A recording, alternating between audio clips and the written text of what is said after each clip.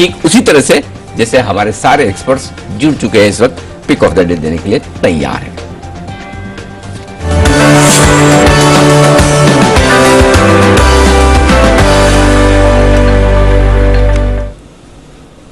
ईद का चांद हुए बंसल जी आज हमारे सामने चमकते हुए नजर आ रहे हैं, तो फिर शुरुआत उन्हीं के साथ की जाए। बंसल जी सुप्रभात, करिए शुरुआत।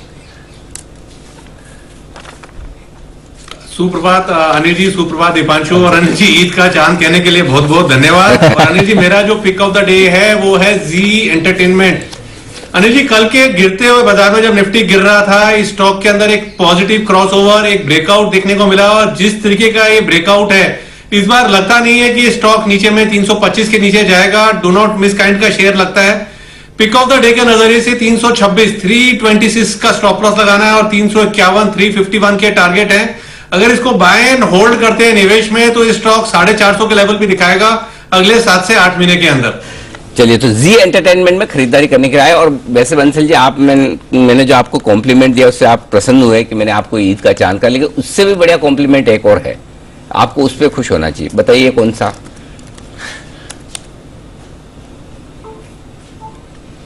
यानी जी मैं कैसे गेस कर पाऊंगा?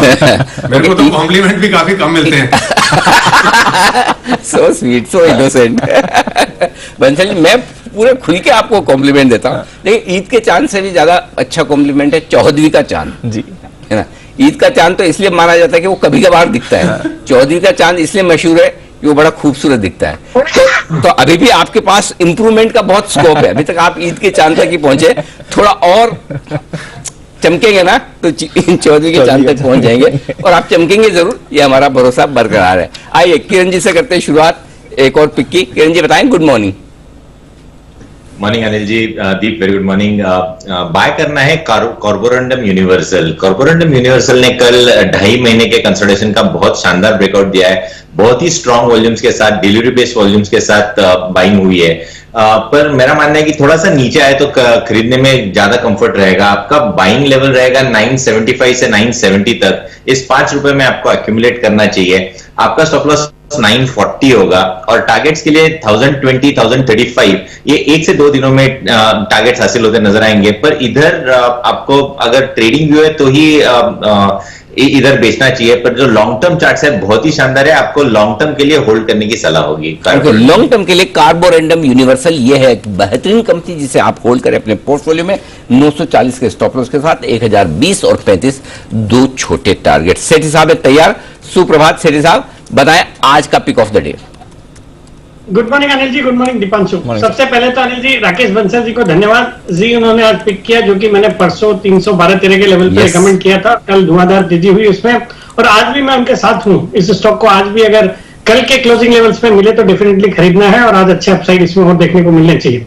बाकी अनिल जी, आज की जो मेरी पिक ऑफ द डे है वो स्टॉक रहेगा डिक्सन टेक्नोलॉजीज, जिसमें आज खबरें हैं कि इन्होंने एसर के साथ टाई अप किया लैपटॉप कंप्यूटर्स बनाने के लिए। वैसे अच्छी कंपनी है और अपने हाइट से अच्छा खासा करेक्ट हो चुका है स्टॉक। मुझे लगता है ये स्टॉक जो दिसंबर फ्यूचर्स कल 5080 के आसपास बंद हुए हैं, यहाँ पे खरीदारी करने की सलाह है। 5200 का टारगेट और 5040 का स्टॉप लॉस। ओके, छोटा सा स्टॉप लॉस है 5040 का। 5200 के टारगेट के लिए डिक्सन टेक में करें खरीदारी। कुछ और बेहतरीन पिक्स भी वायदा कारोबार की हम पूछेंगे अभी सेठी साहब से, लेकिन उससे पहले कुणाल जी जुड़ चुके हैं हमारे साथ। कुणाल जी सुप्रभात, बताएं सर। सुप्रभात अनिल जी, सुप्रभात दीपांशु। अनिल जी, मेरी भी खरीदारी की राय जी पर है, जिस पर अभी बंसल जी ने बात की। ब्रेकआउट आता हुआ चार्ट पर नजर आया कल के सत्र में, और जिस तरह का चार्ट स्ट्रक्चर है अनिल जी में आपको बड़ी तेजी देखने को मिलेगी। खरीदारी की राय है, स्टॉप लॉस रखना होगा 320 रुपए के आसपास। 320 के स्टॉप लॉस के साथ बाय करें, और मुझे लगता है अनिल जी ये स्टॉक आपको एक काफी बड़ा अपसाइड दिखा सकता है। जो पहला टारगेट है वो 355 रुपए के आसपास है। 355 के टारगेट के लिए जी में खरीदारी कराएं। ओके, 320 का स्टॉक लॉस, 355 के टारगेट। जी एंटरटेनमेंट होना चाहिए आपके रडार पर। आइए सेठी साहब से पूछते हैं कुछ और स्टॉक्स जो उन्हें पसंद है वायदा कारोबार में आज के लिए। बताएं सर, कहां नजर है? अनिल जी, इसके अलावा 4 स्टॉक और रिकमेंड करना चाहूंगा। जो दूसरा स्टॉक यानी कि वो रहेगा आईसीआईसीआई लोम्बार्ड। ये स्टॉक कल 1495 पे। ये जो भी स्टॉक्स है ये मैं दिसंबर फ्यूचर्स की बात कर रहा हूँ। नवंबर फ्यूचर्स तो आज एक्सपायर हो जाएंगे, तो इसमें दिसंबर फ्यूचर्स में खरीदारी करने की सलाह। 1495 के लेवल पे बंद हुआ। 1525 का टारगेट, 1480 का स्टॉप लॉस, इस स्टॉक के लिए ट्रिगर रहेगा जो स्टार हेल्थ इंश्योरेंस का आईपीओ आने वाला है आने वाले वीक में। मुझे लगता है उसके कारण से इस स्टॉक में भी एक अच्छी खासी तेजी का माहौल बनना चाहिए। कल भी ये स्टॉक अपने अच्छे हाइस पे था, बट चूंकि बाजार फैग एंड में अच्छी खासी गिरावट के साथ बंद हुआ, तो ये भी स्टॉक वापस से करेक्ट हुआ, तो एक अच्छा मौका 1495 के लेवल पे खरीदने का।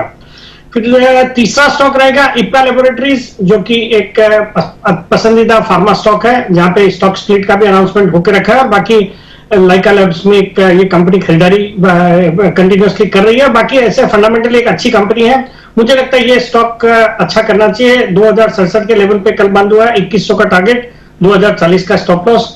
फोर्थ स्टॉक रहेगा एयू स्मॉल फाइनेंस बैंक। उसमें भी खबरें हैं आज कि क्रिसिल ने उनकी जो रेटिंग है उसको अपग्रेड किया है। मुझे लगता है ये स्टॉक जो कि कल भी पॉजिटिव बंद हुआ है बाजार की गिरावट के बाद, मुझे इस स्टॉक में खरीदारी करने की सलाह। 1210 पे बंद हुआ, 1235 का टारगेट, 1195 का स्टॉप लॉस। और फाइनली अनिल जी एक कंट्रारियन कॉल है हिंडाल्को पे। मुझे लगता है आज हिंडाल्को पे खरीदारी करनी चाहिए। ये स्टॉक हालांकि मेटल्स में बहुत ज्यादा कोई अच्छी तेजी नजर नहीं आ रही है, या तेजी थोड़ी होती है वो फिजल आउट हो जाती है। बैरिंग स्टॉक्स लाइक वेदांता, जहां पे खबरों के कारण वो अच्छा कर रहे हैं, बट मुझे लगता है हिंडाल्को में आज जो 451-52 के लेवल पे खरीदारी करनी चाहिए। 445 का स्टॉप लॉस, 460 का टारगेट। ओके, तो ये चार और पिक्स हैं जिनमें, लेकिन एक जरा आईसीआईसीआई लोम्बार्ड और इप्का, इन दोनों के स्टॉप लॉस में एक बार फिर से आपसे लेना चाहता हूं। दिसंबर के फ्यूचर 1495 में आईसीआईसीआई लोम्बार्ड खरीदना है, 1525 का टारगेट। स्टॉप लॉस क्या लगाया है सिटी साहब? 1480 का स्टॉप लॉस अनिल जी, 1480 का स्टॉप लॉस आईसीआईसीआई लोम्बार्ड में, और इप्का लेबोरेटरीज का स्टॉप लॉस 2040 का। नहीं, 2015 तो बंद हुआ है। नहीं, मैं दिसंबर फ्यूचर्स की बात कर रहा हूँ। हाँ। 2067 बंद हुआ है 2015 दिसंबर। पता नहीं, ओके, चेक करना पड़ेगा मुझे। यहाँ 2015 दिखा रहा है इसलिए। ओके, ठीक है, तो चलिए यहाँ पर एक बार लेवल्स फिर से चेक कर लेते हैं। लेकिन खरीदारी करने की राय इप्का में भी है 2100 के टारगेट के साथ दिसंबर futures. AU small finance bank 1235 के टारगेट के लिए करें खरीदारी। आइए, हमारे कुछ और मेहमान हमारे साथ जुड़ चुके हैं। 2 बार गुड मॉर्निंग वाले सुमित जी हमारे साथ तैयार हैं। सुमित जी, एक मेरा गुड मॉर्निंग, 2 आप और जोड़ दीजिए, बताइए। Good morning Anil ji, good morning. Anil ji, pick of the day आज का है एनटीपीसी। एनटीपीसी के अंदर एक करेक्शन के बाद अब मोमेंटम बनना स्टार्ट हुआ है, और एनटीपीसी यहां से एक बढ़िया मूव अब दिखाना चाहिए। 134-135 के आसपास इसके अंदर खरीदारी करें। 130 के नीचे का इसके अंदर स्टॉप लॉस लगाना है, और ऊपर में टारगेट बनेंगे 140 रुपए से लेके 142 रुपए तक के। तो एनटीपीसी में खरीदारी करके चलने का सलाह रहेगा। आपकी गुड मॉर्निंग पर ही एक और सवाल है मेरा, वो मैं किसी सही दिन पूछूंगा आपको बाद में, अभी नहीं, मैंने अभी दबा के रखा हुआ है, मौके पर पूछूंगा। आइए, तब तक पालिया साहब का करते हैं स्वागत। पालिया साहब, सुप्रभात, बताएं सर। सुप्रभात अनिल जी, सभी को गुड मॉर्निंग। अनिल जी, जो आज स्टॉक बाय करने की सलाह रहेगी वो एस्कॉर्ट्स रहेगा। एस्कॉर्ट का सेटअप देखें तो जिस तरीके से स्टॉक में पिछले दिनों में एक तेजी देखने के बाद पिछले 3 दिन से एक रेंज में कंसोलिडेशन होते हुए दिख रहा है, तो ये स्टॉक का स्ट्रक्चर हमें काफी प्रॉमिसिंग लग रहा है, और हमें लगता है कि आज एक्सपायरी भी है, तो ये स्टॉक में एक अच्छा अपमूव यहाँ से बनते हुए दिख सकता है, और आगे आने वाले दिनों में भी हम इसमें पोजिशनल बेसिस पे यहाँ से बुलिश व्यू रखते हैं। तो एस्कॉर्ट दिसंबर फ्यूचर बाय करने की सलाह रहेगी। 1808 के आसपास बंद हुए, इसमें स्टॉप लॉस रखे करीब 1785 के आसपास का, और टारगेट हमें लगता है एस्कॉर्ट्स में जो आ सकते हैं वो आना चाहिए करीब 1840 से 1850 तक के। तो एस्कॉर्ट फ्यूचर पे बाय करने की सलाह रहेगी। ओके, तो ये है आपके लिए एस्कॉर्ट्स। दिसंबर का फ्यूचर्स खरीद कर जाएं। वैसे आज वायदा कारोबार की बैन लिस्ट में है, बट दिसंबर फ्यूचर्स खरीदने की सलाह है पालविया साहब की तरफ से 1840-1850 के टारगेट्स के लिए। आइए, ढेरों स्टॉक्स हैं जो आज खबरों के दम पर भी एक्शन में रहने वाले हैं, इन्हीं पर करते हैं चर्चा। कोल इंडिया वैसे तो दबाव में ही रहा है Kiran ji, but analyst meet में इनके चेयरमैन ने कहा है कि अब दाम बढ़ाना जरूरी है। एंटिसिपेशन में काफी भागा था, बट अब फाइनली सीएमडी भी कह रहे हैं कि दाम बढ़ाने की आवश्यकता है। साथ ही करीब 40-50 हजार करोड़ के केपेक्स की भी इन्होंने घोषणा करी है। चार्ट्स क्या कह रही हैं कोल इंडिया के? कल और परसों आई थिंक दोनों दिन थोड़ा एक्शन में दिखाई है स्टॉक। बिल्कुल, कल और परसों एक अच्छे अपमूव 150 के लेवल से एक देखने को मिली। मुझे लगता है कि ये कंटिन्यू हो जाना चाहिए। आपका अभी ट्रेलिंग स्टॉप लॉस लगभग 155 का रखना चाहिए, 159 पे क्लोजिंग है, और ये 3 से 4 दिन का ट्रेड रहेगा, या थोड़ा सा और वक्त देना चाहिए स्टॉक को। ये 170 के आसपास जाना चाहिए ये स्टॉक। कोल इंडिया पर रखनी है नजर, एक्शन में आपको ये काउंटर आते हुए दिख सकता है। रिलायंस इंडस्ट्रीज यहां पर भी रखिए नजर, क्योंकि लगातार यहां पर जो दबाव आ रहा है उसकी वजह से बाजार में भी थोड़ा आपने दबाव बनते हुए देखा है। इस पूरे हफ्ते सेठी साहब दबाव में रहा। पहले जो सऊदी अरामको के साथ डील थी उसको कॉल ऑफ कर दिया, फिर वोडाफोन और भारती ने बढ़ाए पर उसका इंपैक्ट रिलायंस पर नहीं आया, इवन दो जियो का रिलेशन है। अब गैसिफिकेशन एसेट्स को सेपरेट करने की तैयारी में है कंपनी। कैसे समझे सर रिलायंस के एक्शन को और ये जो खबरों का सिलसिला रहा है इस हफ्ते? नहीं, बिल्कुल दीपांशु, देखिए पिछले हफ्ते एक अच्छी खासी गिरावट इस स्टॉक में आई है, जो खास करके इन खबरों के चलते जो सऊदी अरामको के साथ जो डील को इन्होंने कॉल ऑफ किया उसकी वजह से। बट मुझे लगता है ये जो लेवल्स है 2350 के आसपास जो ये स्टॉक अब ट्रेड कर रहा है, मुझे लगता है यहाँ पे खरीदारी करने के मौके ढूंढने चाहिए। आम बुलिश ऑन द स्टॉक, और मुझे लगता है कि देर सवेर कुछ तो करके ये ऑयल एंड गैस डिवीजन को अलग करके डेफिनेटली मुझे लगता है कि कुछ पॉजिटिव अनाउंसमेंट्स आएंगे। तो आम बुलिश ऑन द स्टॉक, और ऐसे भी अगर किसी का लंबे अवधि का नजरिया है तो मुझे लगता है ये जो तीनों बिजनेसेस है ये इवेंचुअली डीमर्ज होंगे, रिलायंस रिटेल, रिलायंस जियो और रिलायंस ऑयल एंड गैस। और मुझे लगता है डीमर्जर की जो प्रक्रिया होगी उसके बाद वैल्यूएशंस की काफी करंट लेवल से काफी अच्छे वैल्यूएशन पे ये स्टॉक जाएगा। तो ऑल इन ऑल मीडियम से लंबी अवधि पे तो बुलिश हूं, और मुझे लगता है ये जो हाल ही में जो करेक्शन हुआ उसके बाद शॉर्ट टर्म में भी एक खरीदारी करने का मौका है। ओके, शॉर्ट टर्म में खरीदारी का मौका मिल सकता है। रिलायंस पर रखें आप नजर। वैसे कल डेज लो पर यह काउंटर बंद हुआ था और अच्छी शुरुआत के बाद पूरा दिन फिसलते हुए आपको यह काउंटर दिखा है।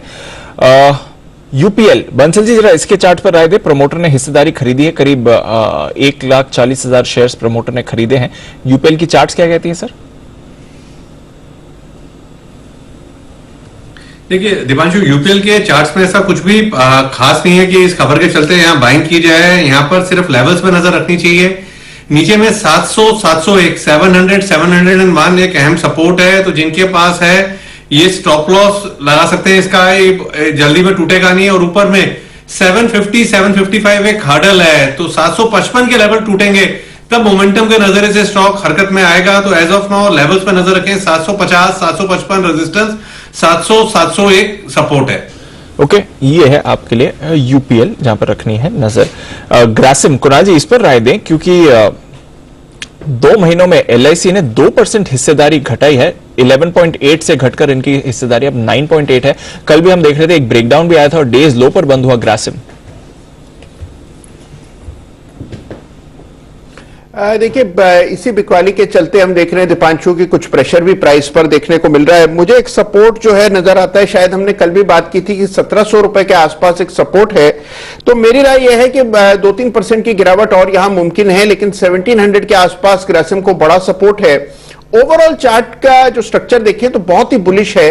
तो मुझे लगता है कि निचले स्तरों पर खरीदारी के मौके ढूंढने चाहिए, और एक अच्छा मौका होगा अगर ये 1700 तक फिसल जाता है, वहां पर मेरी राय में इस पर बाय करना चाहिए। तो यह है आपके लिए ग्रासिम जहां पर आपको रखनी है नजर। एक्शन में ये काउंटर रह सकता है। सेठी साहब, टायर स्टॉक्स पर अपनी राय दें सर। आज खबर आई है कि टायर इंडस्ट्री की जो बॉडी है ऑटोमेटिव टायर मैन्युफैक्चरर्स एसोसिएशन, उन्होंने सरकार से अपील करी है कि नेचुरल रबर के इंपोर्ट पर सभी तरह की ड्यूटीज हटा दी जाएं, क्योंकि काफी बड़ा शॉर्टफॉल हो रहा है इस समय रबर के प्रोडक्शन का, और इसकी वजह से टायर आउटपुट भी पिछले 2 महीनों में काफी कम रहा है। कैसे समझे सर? और अगर आउटपुट कम है टायर्स का, तो क्या आगे दाम बढ़ते हुए दिख सकते हैं आपको? नहीं, बिल्कुल दीपांशु, जो भी सिफारिश करी है टायर मैन्युफैक्चरर्स ने, अगर वो एक्सेप्ट होती है तो डेफिनेटली पॉजिटिव होगा। इनके रॉ मटेरियल के प्राइसेस कम होते हैं तो डेफिनेटली फायदा होगा। बाकी टायर स्टॉक्स को भी एक तो क्रूड में जो थोड़ी बहुत गिरावट आई है उसका एक थोड़ा फायदा होना चाहिए। बाकी ऑटो सेक्टर भी अब आने वाले क्वार्टर में मुझे लगता है जिस तरीके से ये सेमीकंडक्टर चिप्स की शॉर्टेज की जो प्रॉब्लम है वो सॉल्व होने के आसार है। मुझे लगता है ऑटो सेक्टर अच्छा करेगा, तो उस पर डिपेंडेंट जो टायर सेक्टर है वो भी अच्छा करना चाहिए। और यहाँ से मुझे लगता है बालकृष्ण टायर तो हमेशा से अच्छा रहा है स्टॉक। बाकी इवन अपोलो टायर, सीएट, ये भी अच्छे लग रहे हैं। तो मुझे लगता है करंट लेवल्स पे या कोई भी गिरावट आती है तो इन सब स्टॉक्स पे खरीदारी करने की सलाह। तो ये है आपके लिए टायर स्टॉक्स पर सेठी साहब की राय। एक बार जरा सीमेंस पर आप राय दें पालविया साहब। नतीजे काफी कमजोर रहे थे, एक्सपेक्टेशन काफी ज्यादा थी नतीजों की, बट उसके सामने कमजोर नतीजे रहे। हायर कॉस्ट्स का भी इंपैक्ट रहा है। कैसे देखें सीमेंस को? देखिए दीपांशु जी, कुछ दिनों से जरूर स्टॉक में करेक्शन देखने को मिल रहा है, लेकिन अभी भी अगर इसका हम short to medium term setup देखें तो स्टॉक एक पॉजिटिव जोन में ट्रेड कर रहा है। तो अगर कोई डिप मिलती है 2220 2240 की तरफ तो ये एक अपॉर्चुनिटी होगी बाय करने के लिए। 2200 इसका काफी इंपॉर्टेंट सपोर्ट एरिया, अगर ये इसके नीचे नहीं जाता है तो स्टॉक में वहां से पुल बैक जरूर बनते हुए दिखेगा। तो सीमेंट्स में डिप्स में बाय करने की सलाह रहेगी, 2200 के आसपास का स्टॉप लॉस रखे। ऑन द हायर साइड की अगर हम बात करें तो 2350 इसके लिए हर्डल बना हुआ है, तो वो एक टारगेट होगा। अगर लोअर साइड पे बाय करते हैं तो 2350 के ऊपर जिसे स्टॉक निकलेगा तो वापस इसका अप ट्रेंड रिज्यूम होते हुए दिखेगा और स्टॉक में फिर और ऊपर के टारगेट भी अनफोल्ड होते हुए दिख सकते हैं। तो अभी डिप्स में बाय करें, 2200 के आसपास का स्टॉप लॉस रखें। ओके, डिप्स में करें खरीदारी, ये राय है आपके लिए। सीमेंट्स में 2200 का रखें स्टॉक, उसके नीचे होगा तो ही खराब होगा स्टॉक। आइए एक और स्टॉक है जो सुर्खियों में, और वो है वोडाफोन आइडिया। टेरिफाई करने के बाद खबरें आ रही है और जो इंडिकेशंस आ रहे हैं कि इनके कामकाजी मुनाफे में तगड़ी ग्रोथ आती हुई नजर आएगी। साथ ही ढेर सारे और भी एक्शंस बताए जा रहे हैं। आज वायदा कारोबार के बैन से बाहर भी निकला है और आज ही 2 दिनों के बाद बंसल जी भी आए। बंसल जी, आपका वोडाफोन आइडिया का तो पुराना नाता है ही, बताएं सर चार्ट्स। देखिए अनिल जी, चार्ट्स के ऊपर एक बड़े वाला राउंडिंग बॉटम पैटर्न फॉर्मेशन बन रहा है, बड़े वाला राउंडिंग बॉटम पैटर्न फॉर्मेशन बन रहा है और नॉर्मल राउंडिंग बॉटम नहीं है। I am married to this kind of a rounding bottom pattern formation और सक्सेस रेट काफी बड़ा है। मैं खुद भी इस पे अपडेट देना चाह रहा था, बट अनिल जी मैंने इसलिए शेयर नहीं करा कि अगर स्टॉक गिरता है ना तो पूरी कायनात इस तरीके से पीछे आती है। सब लोगों ने 5 लाख से शेयर कम किसी ने लिए नहीं होते, सब पीछे पड़ जाते हैं और रिवर्सल बना हुआ है नीचे में। एक बड़े लेवल्स की बात करें तो 9 रुपीज 70 पैसा, 9 रुपीज 60 पैसा एक सपोर्ट है, स्टॉप लॉस है। पहला टारगेट बैठता है 13 रुपए 70 पैसे का पहला टारगेट है, और अगर 13 रुपीज 70 पैसा के लेवल्स टूटेंगे तो 15 रुपए 18 रुपए के लेवल्स वोडाफोन में देखने को मिलेंगे। पूरी कायनात पीछे पड़ जाती है। अच्छा, एक बात बताएं, अगर बंसल जी अगर आप जंगल में गए हैं कुणाल जी के साथ में और आप दोनों के पीछे शेर पड़ जाए तो आपको कितना जोर से भागना है बताइए? कितना तेजी से भाग सकते हैं आप बताइए? जी कुणाल जी से तेज भागना है,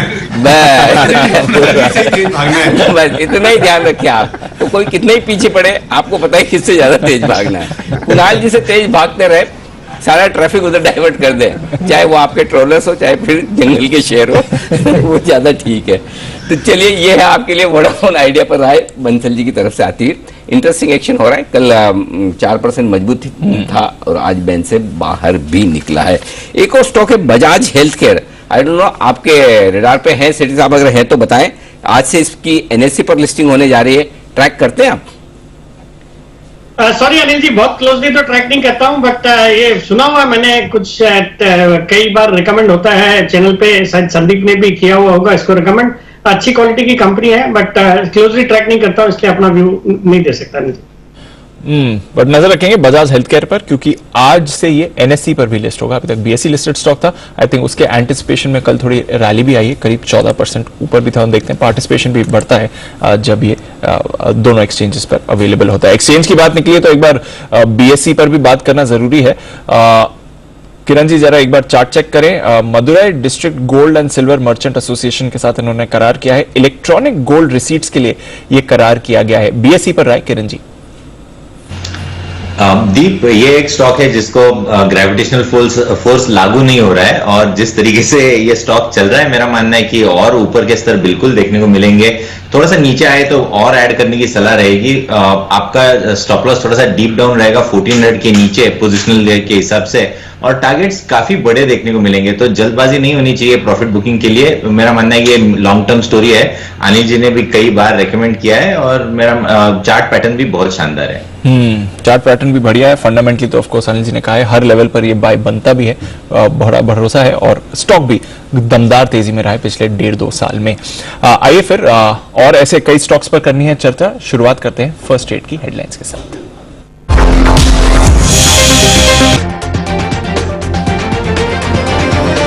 नवंबर सीरीज का सबसे अहमियत वाला दिन आज है। मंथली एक्सपायरी और एक्शन है भरपूर। सुस्त और हल्की कमजोरी के साथ शुरुआत के आसार, उसके बाद के एक्शन के लिए हो जाइए तैयार। स्वागत है आप सबका फर्स्ट एड में। नमस्कार, मैं हूं अनिल सिंह और नमस्कार, मैं हूं दीपांशु भंडारी। थोड़ी सुस्ती ग्लोबल मार्केट, खबरों का अकाल है, खबरों का अकाल है मार्केट में भी और वैसे भी। इस बीच में फिर भी इन सबके बीच में वरुण आए हैं।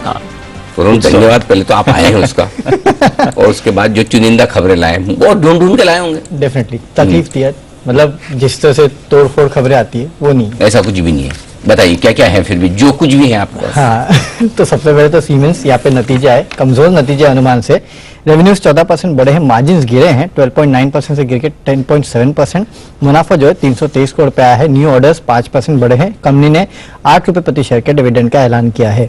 कोल इंडिया एनालिस्ट मीट में कंपनी के चेयरमैन ने कहा कि कोयले की कीमतें जो है अब बढ़नी जरूरी है। अगले 4 से 5 साल में 40 से 50 हजार करोड़ के आसपास का केपेक्स करेंगे। रिलायंस इंडस्ट्रीज गैसिफिकेशन एसेट्स को रीस्ट्रक्चर और रीपर्पस करने वाली है। ये company Holi own subsidiary Reliance syngas limited में ट्रांसफर किया जाएंगी ये एसेट्स। टायर स्टॉक्स पे नजर रखेगा क्योंकि इंडस्ट्री ने सरकार से नेचुरल रबर के इंपोर्ट पर ड्यूटी लगाने की सिफारिश की है। रबर की कमी के चलते ये ड्यूटी लगाने की सिफारिश की गई है। ग्रासिम यहाँ 24 सितंबर से 23 नवंबर के बीच में LIC ने हिस्सा घटाया है, 2% से LIC का हिस्सा घटा है। और IRCTC रेलवे ने ट्रेनों में केटरिंग सेवा जो है वो शुरू करने के आदेश दे दिए हैं। राजधानी दुरंतो, शताब्दी, तेजस, गतिमान एक्सप्रेस में ट्रेनों में आपको केटरिंग की सर्विस जो है अब जल्द मिलने वाली है। इसका एक सॉल्यूशन है मेरे पास, जो खबरों का अकाल पड़ जाता है उसके लिए। एक तरफ तो मतलब वरुण और बाकी सारी टीम 3 बार लिंक करती है, इतने नतीजे एक साथ आते हैं, एक बार बिल्कुल नहीं आते। तो जब हम फ्लाइट से उतरते हैं ना, हाँ। तो आजकल अनाउंसमेंट होता है 1 से 4 नंबर वाले पहले, फिर 8 से 12 वाले, मतलब ऐसा कुछ रोज जो है कि ये पहले उतरे, इनको उतर जाने दें, फिर बाकी पीछे वाले खड़े हो। ऐसा एक नियम बनाना चाहिए। ए से लेके जी तक वाली पहली कंपनियां ये डेट में रिजल्ट अनाउंस करेगी, है ना। ऐसे 4-5 टुकड़ों में कर देना, बहुत बढ़िया। तो हमारे भी आ रहा हूँ, उनके भी आ रहा हूँ, राइट, है ना। अरे उसके बाद किसी को एक्सेप्शन चाहिए तो दे दो, उसमें कोई हर्ज नहीं, दे भी दो, ऐसा कुछ नहीं। कैसा आइडिया है? अच्छा आइडिया। चाहे मार्केट कैप से कर ले, मार्केट कैप नहीं, फिर तो सब बड़ी कैप, सब छोटे के एक साथ एक साथ है, है। अल्फाबेटिकल कर दो, अल्फाबेटिकल। सब समान। आखिरी 5 के लिए फिर आसान हो जाएगी, उसमें ज्यादा कुछ नहीं नाम तो है वो तो एस से शुरू कर देंगे, एस और टी पे बहुत है। हाँ, तो जिस अल्फाबेट पे ज्यादा उनको थोड़ा ऐसा क्लब करके डिस्ट्रीब्यूट कर लेंगे। तो हम हमारे लिए भी आराम रिजल्ट कवरेज करने का, व्यूअर्स को भी आराम से समझ लें और कंपनियों को भी आराम। पता होगा किस टाइम फ्रेम में देने नतीजे। ये ऐसा आइडिया जो इम्प्लीमेंट कभी नहीं होगा। मुझे चला के जाइए। लेकिन आइए, एक बढ़िया आइडिया है वागले साहब के पास। गुड मॉर्निंग सर, बताएं। Anil ji good morning, Deepanshu good morning. मेरा आज सेल कॉल है आईटीसी में 231 का स्टॉप लॉस होगा, 228 का बंद है और मुझे लगता है 220 तक आज जाना चाहिए।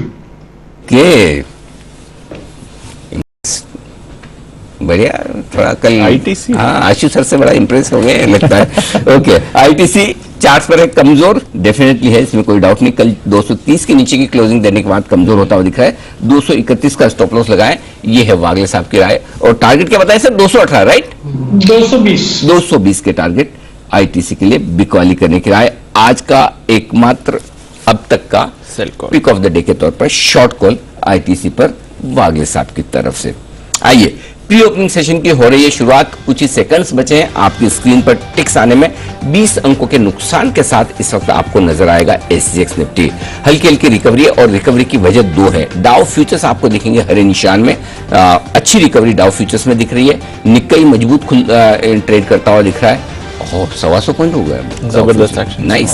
और हांगकांग में भी कोई खास कमजोरी है नहीं, इसे हम कमजोरी नहीं कहेंगे, सुस्ती कहेंगे। और निक्की के साथ मिलाकर देखेंगे तो मैंने लास्ट देखा था 200 पॉइंट करीबन निक्की ऊपर था। तो अच्छी मजबूती आपको एशियाई बाजार में थोड़ी आती दिख रही है, डाउ फ्यूचर्स में आती दिख रही है, वो बचाने की कोशिश करेगी। घंटे 1150 पॉइंट ऊपर सेंसेक्स पहली टिक पर, वेरी नाइस। और निफ्टी कमजोर खुलता हुआ, तो सेंसेक्स और निफ्टी दोनों अलग डायरेक्शन में इस वक्त आपको नजर आएंगे। थोड़ी देर में एक ही दिशा में बढ़ने की कोशिश करेंगे, देखते हैं वो हरे निशान में होता है या लाल निशान में, या फिर सुस्त शुरुआत खुलने के बाद का एक्शन इंतजार करेंगे। तब तक आइए, कमोडिटी बाजार में भी हल्की सुस्ती का माहौल है। सुस्ती का माहौल है सर, एकदम रेंज बाउंड एक्शन आते हुए दिख रहा है। कच्चे तेल में कोई मूवमेंट नहीं है सर, एकदम सपाट ट्रेड कर रहा है। नेचुरल गैस में आपको 1.5% की गिरावट दिखेगी। उसके सामने गोल्ड कल एकदम सपाट था, आज करीब 1/4% की खरीदारी है। 47,550 पर गोल्ड आते हुए दिख रहा है। सिल्वर पर भी रखे नजर, यहाँ पर भी आधे % की खरीदारी है, 300 रुपए बढ़कर 63,000 के करीब आने की कोशिश सिल्वर की तरफ से। बेस मेटल्स मिला जुला रुझान इस पूरे हफ्ते रहा है। आज भी कुछ ज्यादा आप एक्शन एक्सपेक्ट नहीं कर रहे हैं। कॉपर में हल्की गिरावट है, जिंक में हल्की खरीदारी है, एल्यूमिनियम भी एकदम सपाट आपको दिखेगा। तो थोड़ा एक रेंज में आ गए हैं। सारे के सारे कमोडिटीज आपको इस समय एकदम सुस्त बनते हुए दिख रहे हैं। पर आइए स्टॉक स्पेसिफिक एक्शन कहां पर रहेगा, ट्रेडर्स डायरी की दमदार रिकमेंडेशंस वरुण और कुशल की तरफ से।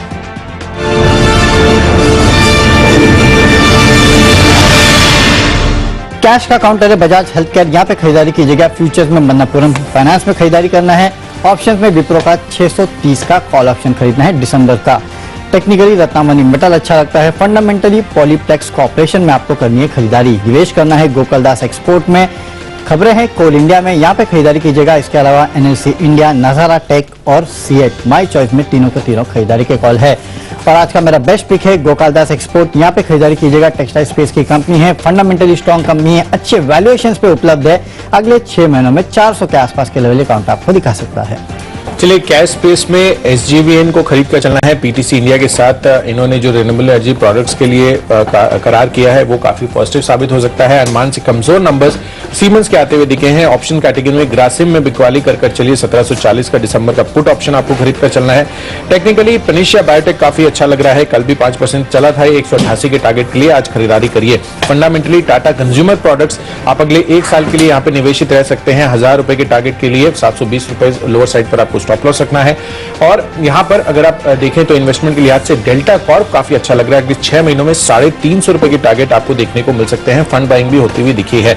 न्यूज के दम पर एशियन पेंट्स बिकवाली करके चलिए 3050 के टारगेट के लिए। और माई चॉइस कैटेगरी में जेके टायर, टीजीवी चाक और ओएनजीसी, ये 3 स्टॉक आपको खरीद कर चलना है। और इन सब में आज के लिए बेस्ट पिक है टाटा कंज्यूमर प्रोडक्ट्स का। अगले 1 साल में 1000 रुपए के टारगेट आपको यहां पर देखने को मिल सकते हैं। जिस तरह से बिग बास्केट जो है बेंगलुरु में अपना पहला ऑफलाइन स्टोर खोलता हुआ दिखा है, उससे इनको जो शेल्फ लाइफ मिलेगी इनके प्रोडक्ट्स की वो डेफिनेटली काफी अच्छी साइड पर हो सकती है।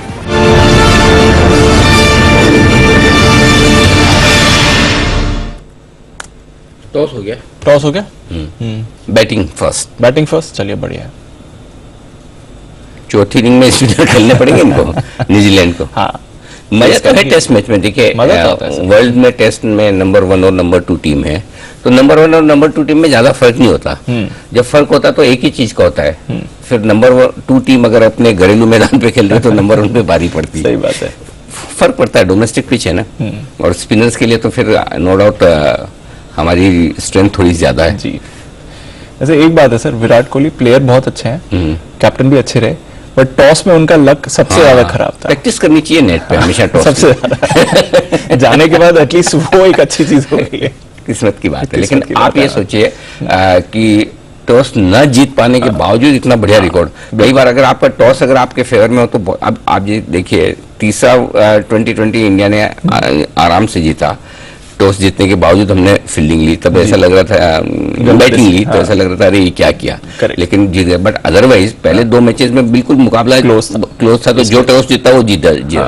तो टॉस का बड़ा फर्क पड़ता है जब मुकाबला थोड़ा एक नजदीकी टक्कर वाला। बिल्कुल सर, तो ये तो अपने अपनी किस्मत की बात है। आइए चलिए करते हैं शुरुआत, और ढेर सारे स्टॉक्स अब एक्शन में आते हुए दिख रहे हैं शुरुआती कारोबार में, उन पर भी फोकस किया जाए। प्री ओपनिंग सेशन में देख लेते हैं कौन से स्टॉक्स आपको सुर्खियों में नजर आ रहे हैं इस वक्त। कोई बहुत बड़े एक्शन में दिख नहीं रहे हैं स्टॉक्स जो बड़ा गैप से ऊपर या नीचे खुलने के साथ। कोल इंडिया थोड़ा वो जो कहा है चेयरमैन साहब ने कि दाम बढ़ाने की जरूरत है, आई थिंक वही एक है, बस वही है, ज्यादा कुछ खास है। सेठी साहब, ये हाल ही की लिस्टिंग पर कोई राय रखते हैं? पेटीएम, फिनो पेमेंट्स, एसजेएस, ये सारे स्टॉक पिछले 2 सेशन में काफी तेजी से भागे हैं। क्या करना चाहिए अगर किसी के पास है तो, और अगर आपकी राय है खरीदने की तो वो भी बताएं सर। अनिल जी, जहां तक पेटीएम का सवाल है, ये जो 1300 के आसपास के लेवल्स आए थे वहां पे डेफिनेटली खरीदना बनता था इस स्टॉक में। आपने इश्यू प्राइस से 40-45% के करेक्शन के बाद, और वहां से हमने देखा बहुत ही एक दमदार रिकवरी पिछले 2 सेशंस में देखने को मिली है। अब ये 1700-1800 के लेवल पे स्टॉक आ गया है, तो मुझे लगता है अब जिन्होंने इश्यू में अप्लाई किया और जिनको अलॉटमेंट पड़े उनको तो बने रहना ही पड़ेगा, उपाय नहीं है। बट अब करंट लेवल्स पे अब चूंकि 2 दिन में अच्छी खासी तेजी हो गई, तो अगर कोई गिरावट आती है वापस से और स्टॉक ये 1500 के आसपास अवेलेबल होता है, तो मुझे लगता है वहां पे वापस से खरीदारी करनी चाहिए, या जिन्होंने नहीं खरीदा उनको खरीदारी करने की सलाह रहेगी। और बाकी सिमिलर सी राय है फिनो पेमेंट्स बैंक के ऊपर भी। मुझे लगता है ये स्टॉक भी पिछले 2 दिन में अच्छा किया है, बट अगर थोड़ी 5-7% की गिरावट आती है तो वहां पे खरीदारी करने की सलाह है। गिरावट आती है तो खरीदारी की सलाह है। बढ़िया वैसे रिबाउंड इसमें आपने आते हुए दिखा। और पेटीएम तो कल जबरदस्त एक्शन में था, 17% ऊपर बंद हुआ। लेटेंट व्यू पर भी रखिए नजर, जब से लिस्टिंग हुई है दमदार एक्शन में रहा है। तो कुछ रिसेंट लिस्टिंग वाले स्टॉक्स एक बार फिर से आपको एक्शन में दिखेंगे। सेठी साहब, एक टाटा पावर पर राय आपसे लेनी है और फिर सुमित जी से इसकी चार्ट्स पर भी बात करेंगे। जेपी मॉर्गन का डाउनग्रेड आया है सर, ओवरवेट से न्यूट्रल डाउनग्रेड करा है। हालांकि टारगेट 155 से बढ़ाकर 225 का करा है, 240 पर है स्टॉक। क्या राय देंगे सर टाटा पावर पर? पहले तो जेपी मॉर्गन की रिपोर्ट को नजरअंदाज करना चाहिए, वो लोग तो बहुत लेट से जगते हैं। अनिल जी, दीपांशु 225 का टारगेट दे रहे हैं 240 पे, और मतलब रिवाइज किया टारगेट ऊपर की तरफ। तो मुझे नहीं लगता इस तरह की रिपोर्ट पे कुछ होना है। बाकी स्टॉक एकदम बुलिश ट्रेंड पे है, और मुझे लगता है जिस तरह से इनके भी आने वाले दिनों में जो ट्रिगर है रिन्यूएबल एनर्जी पे फोकस, फिर उसको डीमर्ज भी कर सकते हैं, आईपीओ भी आ सकता है। तो ऑल इन ऑल एक अच्छी क्वालिटी का, अच्छे सेक्टर का स्टॉक है जो कि फैंसीड है अभी बाजार में भी। और मुझे लगता है इस स्टॉक में जिनके पास है उनको बिल्कुल बने रहना चाहिए। और कोई दिन बाजार खराब होता है और स्टॉक करेक्ट होता है, जो कि हमने मंडे को देखा भी था, तो मुझे लगता है वो सब लेवल्स पे 230 के आसपास बिल्कुल खरीदारी भी बनती है। और दीपांशु, एक करेक्शन है जो इक्का को लेके अनिल जी ने राइट पॉइंट आउट किया था। 2017 पे बंद हुआ है दिसंबर फ्यूचर्स, तो वहां पे खरीदारी करने की सलाह। 2060 का टारगेट और 1990 का स्टॉप लॉस। ओके, तो 2060 का टारगेट 1990 का स्टॉप लॉस। इप्का दिसंबर फ्यूचर्स, ये सेठी साहब की तरफ से करेक्शन। और टाटा पावर पर तो बुलिश व्यू है ही सेठी साहब का। सुमित जी, चार्ट्स पर कैसे लग रहा है टाटा पावर सर?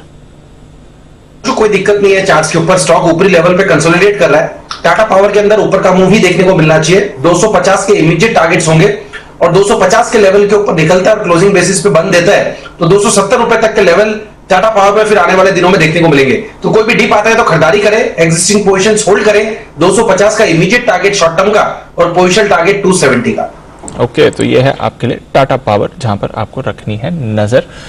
एक्शन में रहेगा। जेपी मॉर्गन का डाउनग्रेड है, हालांकि जो टारगेट है वो बढ़ाकर उन्होंने 225 का ही किया है, तो ज्यादा दूर नहीं है ये काउंटर इस समय। रेट्स भी बस सेटल होने की तैयारी में है, और फिर देखते हैं शुरुआत के बाद भारतीय बाजारों का एक्शन आपको कैसा बनते हुए दिखता है।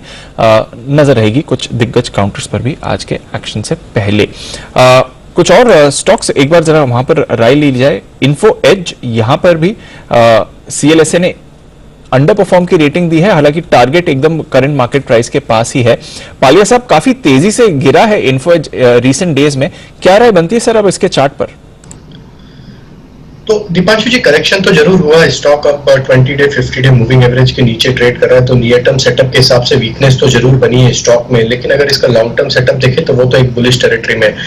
स्टॉक में अगर कोई पुलबैक बनता है तो 6050 से लेके 6100 ही एक सप्लाई जोन रहेगा। वहां पे उस लेवल को अगर क्रॉस करता है तो नियर टर्म में एक रिवर्सल का साइन बनेगा। हालांकि स्टॉक में जो करेक्शन हुआ है वो एक मल्टीपल सपोर्ट जोन के आसपास स्टॉक एक सपोर्ट लेने की कोशिश कर रहा है। तो 6050 ओपनिंग के बाद काफी इंपॉर्टेंट लेवल रहेगा।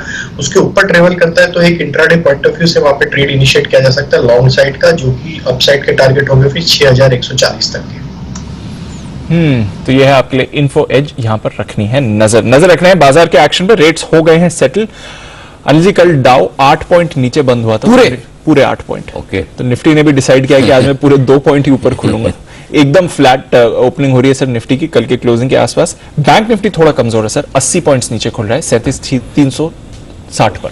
ओके, तो 2 पॉइंट ऊपर निफ्टी है। और अच्छा, थैंक्स गिविंग डे आज है, कल है? आज है, आज शाम बंद है। आज मैं याद दिलाइएगा, थैंक्स गिविंग डे पे एक मैं भी ट्वीट करूंगा। डेफिनेटली सर, कि किसको धन्यवाद देना चाहिए। मैं ट्वीट करूंगा, मुझे अच्छा आपने याद दिलाया तो एक ट्वीट करूंगा मैं। ओके, सो 22 पॉइंट ऊपर है, सुस्त है। वही वाला अपना फॉर्मूला ठीक है दीप, आज की वही काम कर रहा है। पहले 15 मिनट, हाँ 10-15 मिनट आराम से देखो किधर जाता है। हमारी खरीदारी की रेंज 17,225 से 17,300 की है, उसके आसपास आएगा तो बेचेंगे। 17,500 के आसपास आने के वहां से हम माफ कीजिएगा 17,225 से 17,300 में खरीदेंगे, 500 से 600 की रेंज में बेचेंगे। 500 पे 1, 550 पे 2, 600 पे 3, ये 3 लेवल हैं जिस पर आपको बिकवाली करनी है। खरीदारी करने के लिए लेवल आपका है ना इमीडिएटली 350 है, फिर 280 के आसपास का है, फिर 225 के आसपास का है। इन 3 लेवल्स पे खरीदारी करनी है और 3 लेवल्स पे बिकवाली करनी है। बस ये हो गया निफ्टी। अब आइए बैंक निफ्टी। 37,362, 37,225, 250 पहला लेवल है, 37,125 दूसरा, वहां पर खरीदारी करने का मौका है। 37,000 का स्टॉप लॉस रख सकते हैं, ये 36,900 का रख सकते हैं। और ऊपर में बेचने के लिए जो जगह बनती है 525, 575, 650, हर 75 पॉइंट पर है। फिर देखते हैं, वैसे टारगेट 37,750 का निकलता है ऊपर की तरफ, उसके बाद रिव्यू करेंगे। ठीक है, तो वेट एंड वॉच, थोड़ा रेट सेटल होने देते हैं और फिर आप निर्णय लें। ट्राइडेंट करीब 24 लाख शेयर्स के कई सौदे आपको इस काउंटर पर होते दिख रहे हैं, नजर रखिएगा। 3% ऊपर आपको ट्राइडेंट इस समय दिख रहा है।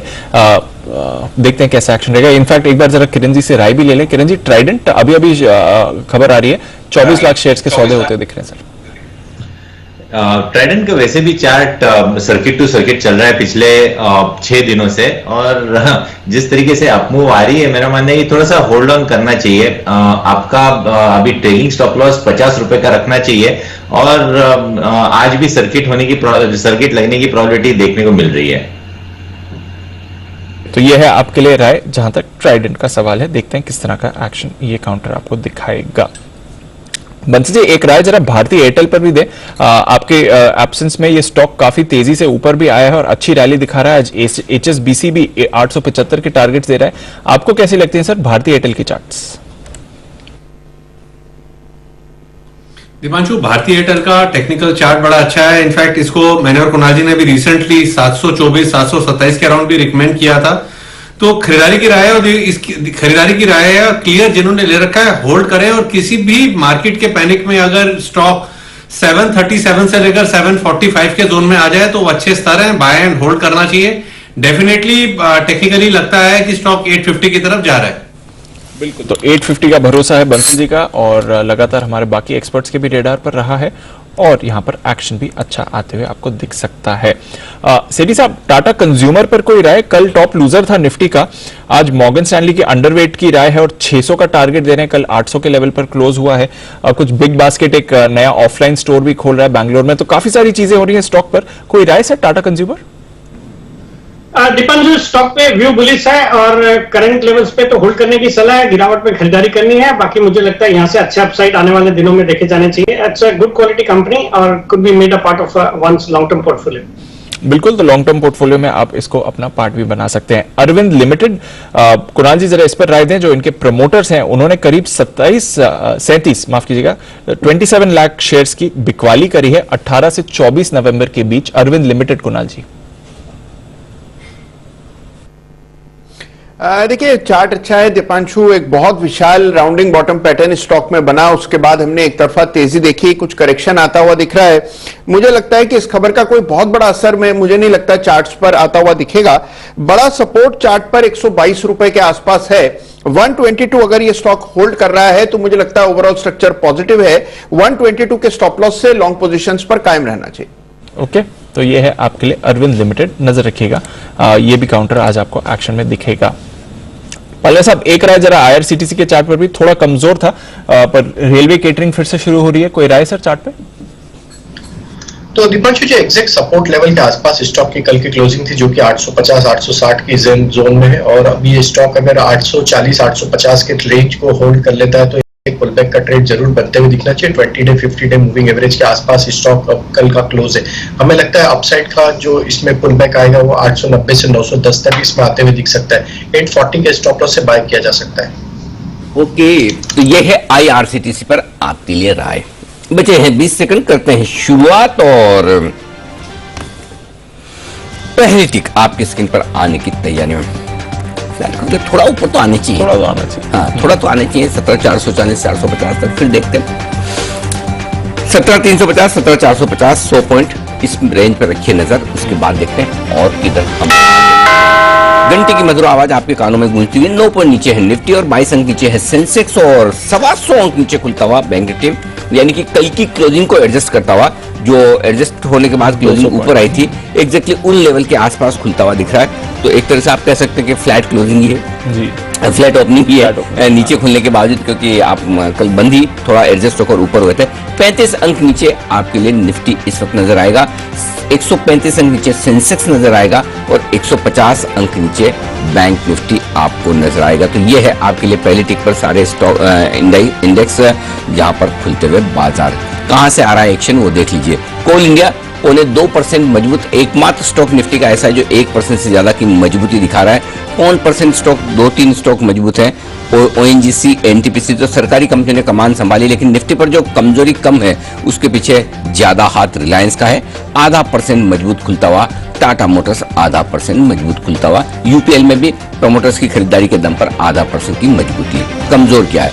आईसीआईसीआई बैंक 1.5% नीचे खुलता हुआ आज के सेशन में टॉप लूजर। नेस्ले 0.5% नीचे है।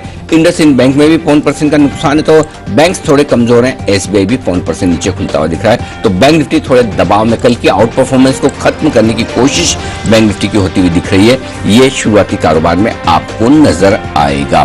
फ्यूचर्स में आ जाइए। डिक्सन, वाह क्या बात है, सेठी साहब का स्टॉक ऑफ द डे गजब का कमाल करता हुआ दिख रहा है। सीधा पार ही खुला है 5235, ये है वो लेवल फ्यूचर्स का जहां पर खुलता हुआ दिख रहा है। 5200 के टारगेट हिट होते हुए।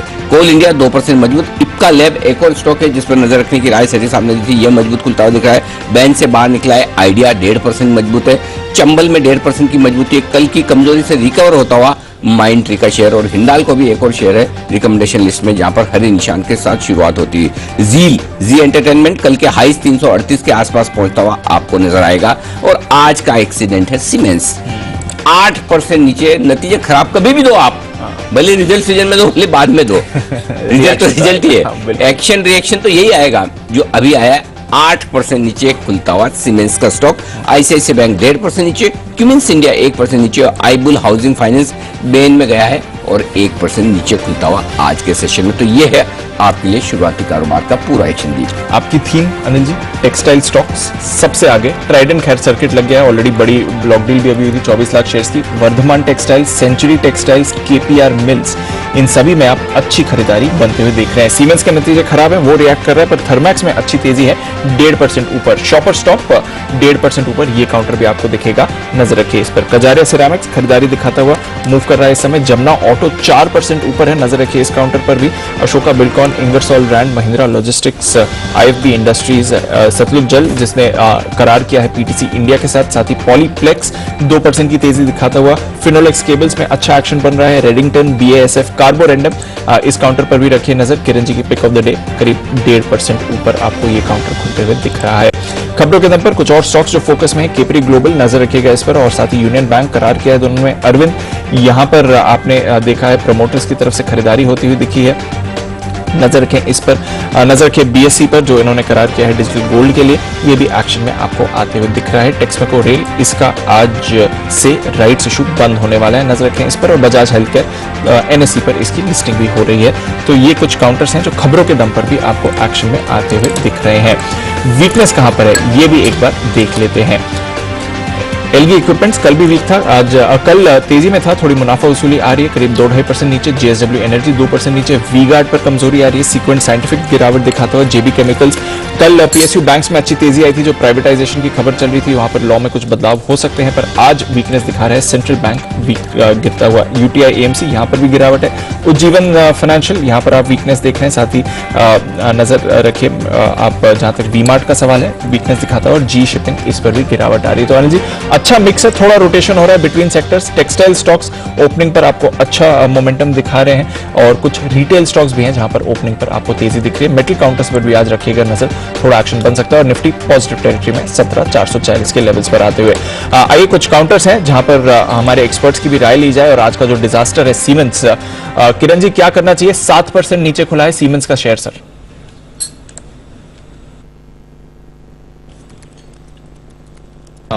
दीप, अभी बेचने की सलाह नहीं है। बहुत बड़ी गिरावट हमने देखी है, वॉल्यूम भी काफी अच्छे है, पर 2100 एक बहुत अच्छा सपोर्ट है। पिछले 2-3 बार इसने इधर सपोर्ट लिया है, तो मेरा मानना है कि थोड़ा देर देना चाहिए। अगर कंसोलिडेट करके वापस एक बार डाउन साइड आता है और 2100 के नीचे ट्रेड होना लगता है, तभी बेचने की सलाह है, नहीं तो मेरा मानना है कि अभी के लिए अवॉइड लिस्ट में रहेगा। ओके, अभी के लिए अवॉइड लिस्ट में रखा जाए इसको। ये है राय किरण जी की तरफ से। इप्का लैब्स नजर रखिए, सेठी साहब ने भी आज खरीदारी की राय दी है। 2060 के टारगेट्स, दिसंबर फ्यूचर्स की सेठी साहब ने बात करी है। फिलहाल 2130 के लेवल्स आपको नवंबर फ्यूचर्स के लेवल्स दिख रहे हैं, और 2126 2137 में आपको दिख रहा है कैश का लेवल। बंसल जी, जरा इप्का लैब्स पर राय दें। 3% ऊपर इस समय सर।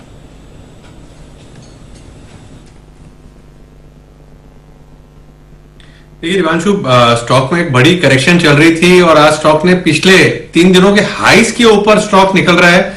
तो टेक्निकली प्योर जो लेवल्स हैं ट्रेडिंग के नजरिए से हैं, यहाँ पर 2100 जैसे 2100 के ऊपर निकल रहा है तो 2100 के नीचे का ही स्टॉप लॉस है और टारगेट्स लगाने चाहिए 2157 से लेकर 2166 के। ओके, तो ये है आपके लिए इप्का लैब्स, जहां पर एक्शन भरपूर है, जो सेठी साहब ने रिकमेंड किया था सेठी साहब ने कल दोपहर में। टेक्सटाइल शेयरों की आप बात करते हैं, Siyaram silk mills, yes sir, मजबूत, मेरा ऑल टाइम फेवरेट शेयर है सियाराम सिल्क मिल्स, 2% मजबूत खुलता हुआ दिख रहा है। ये भी पालिया साहब इसके चार्ट्स पर भी डाल लीजिए नजर जरा, सियाराम बोलकर है जी। बिल्कुल। तो स्टॉक में जिस तरीके से मोमेंटम बना है, हमें लगता है कि यहाँ से होल्ड रखना चाहिए पोजीशन। यहाँ से अपसाइड के टारगेट हम 485 490 तक के आते हुए दिख सकते हैं। करंट लेवल से 458 ये स्टॉप लॉस रख के होल्ड रखे पोजीशन को। ओके, ये है स्टॉक जहां पर एक्शन भरपूर है। एक और स्टॉक हल्के कमजोरी के संकेत दे रहा है, वागले साहब, इंडिगो 1.5% नीचे, हल्की फुल्की, ऐसा है मतलब चलते फिरते वाली कमजोरी है, कुछ खास संकेत ज्यादा दिख रहे हैं?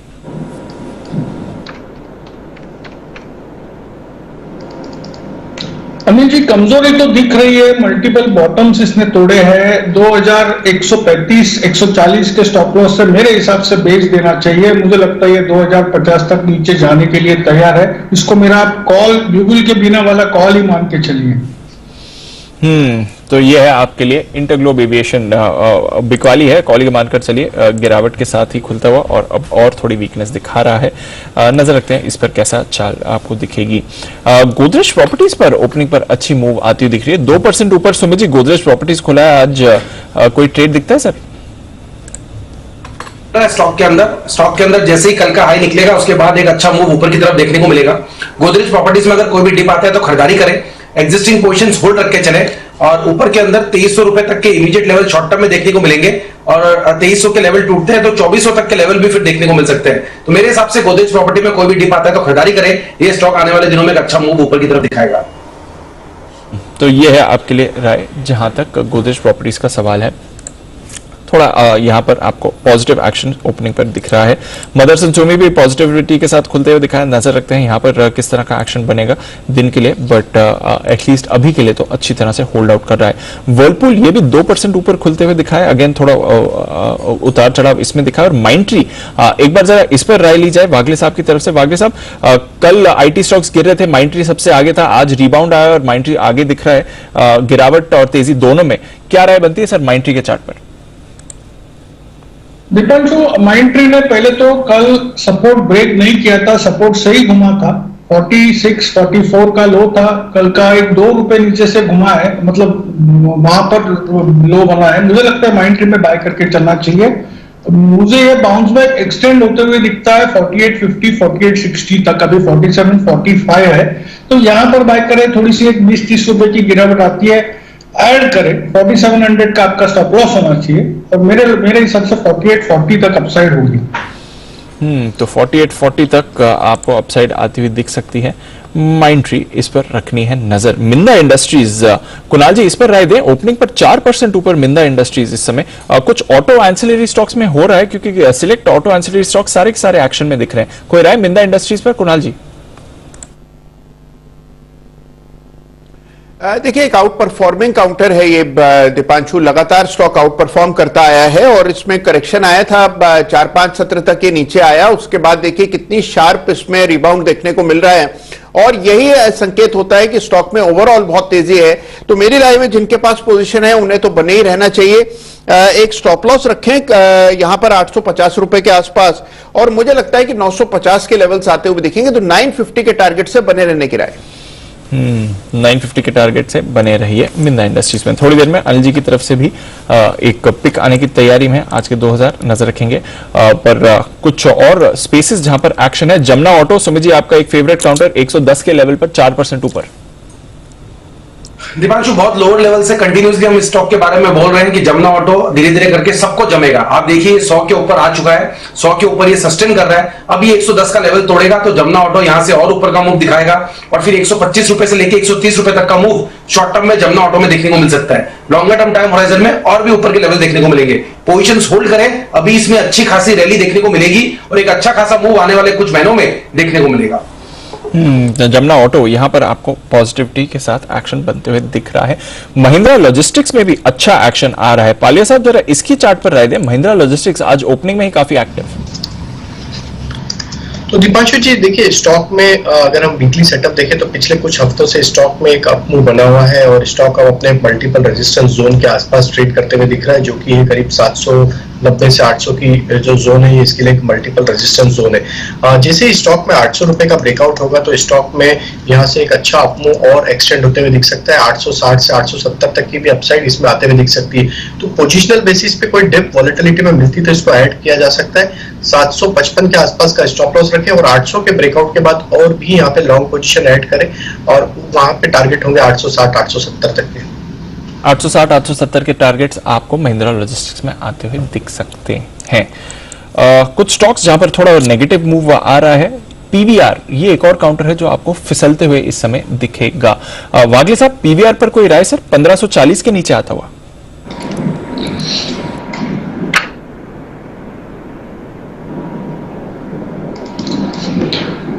दीपांशु, ये इसका भी पैटर्न सिमिलर है इंडिगो जैसा। पिछले 3 दिनों का इसने लो ब्रेक किया है। 1546 1547 करंट भाव है। 1565 65 के स्टॉप लॉस से 20 रुपए के रिस्क लेकर के अगर बेचते हो तो नीचे में 1500 के लेवल मिल सकते हैं। 1500 के लेवल आपको दिख सकते हैं। फर्स्ट सोर्स माइंट्री यहां पर है कमजोरी, पर दूसरी तरफ मिड कैप आईटी की अगर आप बात करें तो अच्छी माइंट्री में अब मजबूती आती हुई दिख रही है। 1.5% ऊपर है। फर्स्ट सोर्स में कमजोरी है, पर एलएनटी टेक इस पर रखिए नजर। अभी अभी एक स्पाइक आते हुए दिख रहा है और एलएनटी टेक थोड़ा मोमेंटम पकड़ते हुए अभी अभी आते हुए दिखा है। बंसल जी, एलएनटी टेक पर जरा अपनी राय दें। अभी अभी एक मूव आई है।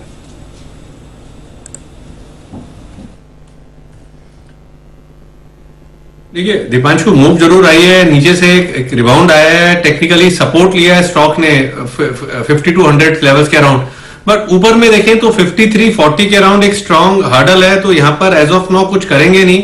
अगर आईटी में कुछ करना है तो दीपांशु ये फर्स्ट सोर्स सोल्यूशन बिकवाली के लिए काफी अच्छा लग रहा है। 176 के अराउंड का एक स्टॉप लॉस लगाना चाहिए। स्टॉक में डिस्ट्रीब्यूशन चल रहा है और मेरा ऐसा मानना है कि ये जो 167 पे स्टॉक ने एक सपोर्ट लिया था, ये लेवल्स भी टूटेंगे और स्टॉक नीचे में 154 155 तक गिरने का दमखम रखता है। 154 155 तक फर्स्ट सोर्स गिर सकता है, तो वहां पर ज्यादा रखिए नजर। फर्स्ट सोर्स पर आपको गिरावट के संकेत पूरे इस समय आते हुए दिख रहे हैं। आज रियल एस्टेट में बाउंस बैक का दिन है, क्योंकि गोदरेज प्रॉपर्टीज के साथ साथ अब प्रेस्टीज एस्टेट्स भी आपको मोमेंटम में आते हुए दिख रहा है। इस पर भी थोड़ा एक्शन बन सकता है। शोभा, डीएलएफ जैसे काउंटर्स पर भी आपको रखनी चाहिए आज के लिए नजर। रेमंड, इस पर भी फिर से हल्की सी खरीदारी हो रही है। कुणाल जी, ये हफ्ता काफी अच्छा रहा है। इस महीने में हमने बढ़िया तेजी देखी है। रेमंड आज भी थोड़ी पॉजिटिविटी दिखा रहा है। रेजिस्टेंस में कहीं आते हुए दिख रहा है सर, या अभी भी अपसाइड दिखती है सर रेमंड के लिए? अपसाइड तो डेफिनेटली है, क्योंकि एक बहुत ही शानदार वीकली ब्रेकआउट आता हुआ यहां पर दीपांशु नजर आ रहा है। लेकिन क्योंकि ये जो काउंटर है 3 दिनों से लगातार भाग रहा है, तो यहां पर इसका थोड़ा सुस्ताना, थोड़ा रुकना लाजमी है। तो मेरी राय में इन स्तरों पर नई खरीदारी तो बिल्कुल नहीं करनी चाहिए। एक कूल ऑफ का आप वेट करें, और अगर मान लीजिए आपने हाल फिलहाल में खरीदा है, अच्छा प्रॉफिट आ रहा है, तो एक बार के लिए निकल जाने में भी हर्ष नहीं है। निचले स्तरों पर दोबारा इसमें प्रवेश के मौके ढूंढने चाहिए। निचले स्तर पर दोबारा प्रवेश के मौके ढूंढने रेमंड में। आइए, अनिल जी की तरफ से कॉल है तैयार। बिगुल आज के 2000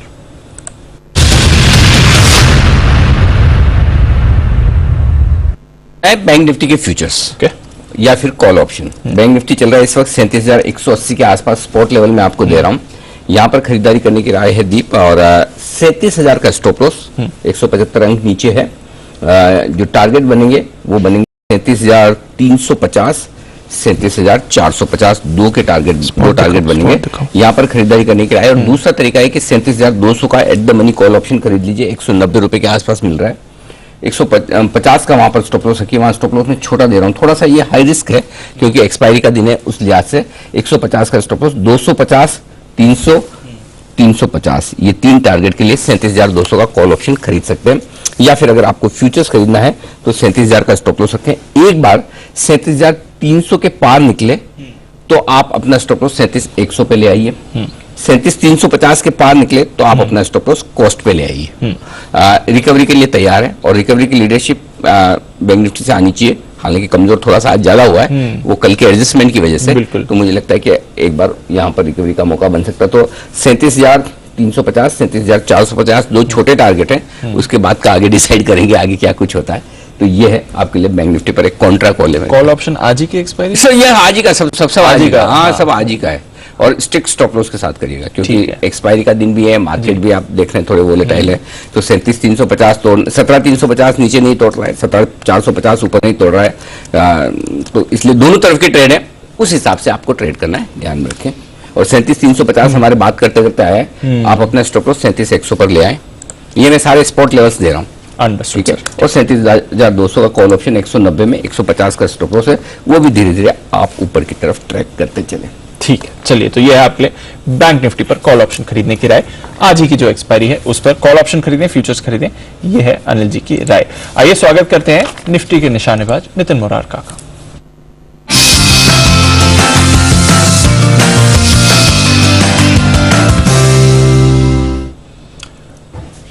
मॉर्निंग नितिन जी, बताएं सर क्या करना है आज? 17,400 की पुट ऑप्शन लेंगे जो 45-46 में मिलती है मुझे। इसका स्टॉप लॉस होगा 18 रुपए का और टारगेट होंगे करीब 80 रुपए के। तो 17,400 के हम पुट ऑप्शन लेंगे 45 पे, 18 का स्टॉप लॉस और 80 के टारगेट। ओके, तो यहाँ से थोड़ी और वीकनेस देख रहे हैं नितिन जी, और 17,400 की पुट खरीदनी है। बैंक निफ्टी पर कोई राय नितिन जी? देखिए बैंक निफ्टी पे जो मुझे डेटा दिख रहा है वो तो नेगेटिव डेटा समझ में आ रहा है, और ऐसा लग रहा है कि जो एक्सपायरी होनी चाहिए वो करीब 37,000 की तरफ एक्सपायरी हो सकती है। एक माइनर बाउंस अभी जैसे आया है, इस बाउंस में पुट ऑप्शन लेना चाहिए, और इस बाउंस में जो पुट ऑप्शन का टारगेट रखना चाहिए वो 17,300 की पुट ऑप्शन पे टारगेट रखना चाहिए। अभी 165 के आसपास चल रहा है, 90 का स्टॉप लॉस है, और 37,300 की पुट ऑप्शन ये 160 चल रही है। मुझे ऐसा लग रहा है ये 250 हो सकती है। स्टॉप लॉस हम लोग रखेंगे 90 के आसपास का। ब्रेक स्टॉप लॉस के साथ 250 के टारगेट के लिए कौन सी पुट ऑप्शन, कौन से बताइए एक बार वापस से बताइए नितिन जी, मैं मिस कर गया। 37,300 स्ट्राइक की पुट ऑप्शन, और उसके पीछे अनिल जी लॉजिक ये दिख रहा है कि 37,300 की कॉल में राइटर्स बहुत एग्रेसिव हो गए अभी लास्ट 15 मिनट में ही। तो ऐसा लग रहा है कि एक्सपायरी 37,300 के नीचे होगी, टुवर्ड 37,000 हो सकती है। इसलिए मैं उल्टे में 37,300 की पुट ऑप्शन ले रहा हूँ जो अभी 165 में मिल रही है। टारगेट 300 का रख रहे हैं और 90 का स्टॉप लॉस। Okay, perfect. तो ये है, और अगर आपको ये लग रहा हो कि अभी मैंने बैंक निफ्टी पे बाय कॉल दिया, नितिन जी शॉर्ट कॉल दे रहे हैं, तो देखिए सबका अपना अपना व्यू है। बिल्कुल। अगर आपको लगता है ये कंफ्यूजन है तो आप ट्रेड ना करें, या आपका जिस तरफ कन्विक्शन हो, आपका शॉर्ट साइड पर कन्विक्शन हो तो पुट खरीदें, लॉन्ग साइड पर कन्विक्शन हो तो कॉल खरीदें, और अगर लगे कि नहीं भाई कन्विक्शन के बजाय कंफ्यूजन है तो कुछ ना करें, आराम करें। सिंपल सी बात है। देखिए मार्केट में हर अलग अलग व्यूज होते ही हैं और सबके व्यूज का हमें रेस्पेक्ट करना चाहिए। तो नितिन जी के व्यू का भी पूरा सम्मान है। तो अगर आपके व्यू ना मिले तो छोड़ दें, कोई जबरदस्ती तो है नहीं कि ट्रेड करना ही करना। करेक्ट, ठीक बात है। तो ये ध्यान में जरूर रखें। और एक और चीज, मार्केट वॉलेटाइल रहेंगे, प्रॉफिट बुक करते चले ऊपर के लेवल पे, या स्टॉप लॉस ट्रेल करते चलें, क्योंकि वॉलेटिलिटी रहेगी तो उसको आपको थोड़ा सा ध्यान में रखना जरूरी है। आइए, जैन साहब हमारे साथ कार्यक्रम में हो रहे हैं शामिल। उससे पहले एक बिगुल किरण जी के लिए भी, और किरण जी के साथ साथ कुणाल जी और राकेश जी के लिए भी।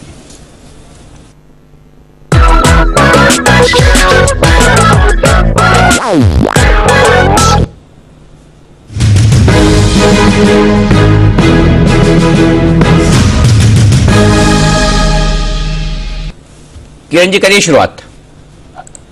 Anil ji high conviction call है, कल भी मैंने यही दिया था। पॉजिटिव न्यूज के बावजूद ये स्टॉक नीचे जा रहा है, और स्टॉक का नाम है IRCTC। मेरे टारगेट्स 820, 805, ये दो टारगेट्स रहेंगे। इमीडिएटली शॉर्ट करना चाहिए, और कल के शॉर्ट्स अगर है तो ऐड करने चाहिए। और मेरे अभी दोनों मिला के स्टॉप लॉस अभी 857 का रहेगा। मैं कैश लेवल्स की बात कर रहा हूं, क्योंकि कई लोग आज इस सीरीज में ट्रेड करेंगे, कई लोग नेक्स्ट सीरीज की बात करेंगे। तो 820 और 805 ये दो टारगेट्स के लिए शॉर्ट करना है।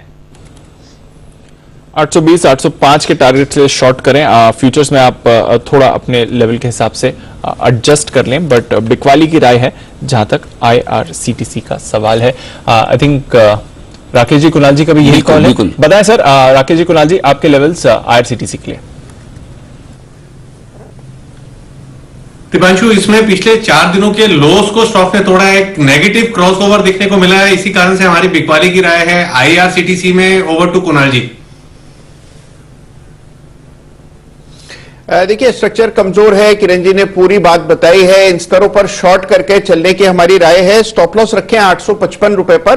पहला टारगेट हमारा 805 रुपए का है, जो किरण जी का दूसरा टारगेट है। 805 पहला और 790 रुपए इवेंचुअल टारगेट है, जिसके लिए आईआरसीटीसी में बिकवाली की राय। ओके, तो पहले आपका टारगेट, दूसरा वाला टारगेट जो आपने पहला किया, वो पहले दूसरा ही था या दूसरा इनका देख के आपने पहला कर लिया? नहीं अनिल जी, पहले से तय थे। अनिल जी, हम दोनों आपस में मशवरा करते हैं अनिल जी, टारगेट्स को लेकर के भी, तो इसलिए अनिल जी हमारे यहाँ फेरबदल नहीं होता है। अरे आपकी और बंसल जी की बात थोड़ी कर रहा हूं मैं। किरण जी के टारगेट देख के आपने क्या बदला वो बताओ। अनिल जी कुछ नहीं बदला। अनिल जी थोड़ा हौसला मिल गया जब आपने कहा कि किरण जी की भी यही कॉल है, तो अनिल जी थोड़ा हौसला मिल गया, इसलिए थोड़ा टारगेट एक्सटेंड कर दिया अनिल जी। चलिए, इसी तरह से हौसला बढ़ाते रहे और हमारे दर्शकों का, निवेशकों का हौसला बढ़ाने वाले हर रोज सुबह 9:30 बजे दर्शन देने वाले जैन साहब है तैयार अपने जेम्स के साथ।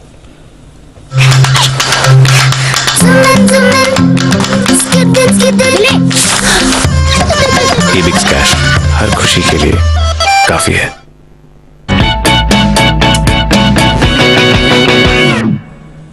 बताएं जैन साहब, आज का आपका जेम स्टॉक। और अभी हम यही कह रहे थे कि जैन साहब की जरूरत है हौसला बढ़ाने के लिए, और जैन साहब हौसला बढ़ाने के लिए हमारे साथ तैयार है, आ चुके हैं। तो थोड़े से लेट जरूर हो गए, लेकिन बताइए सर अपना जेम स्टॉक।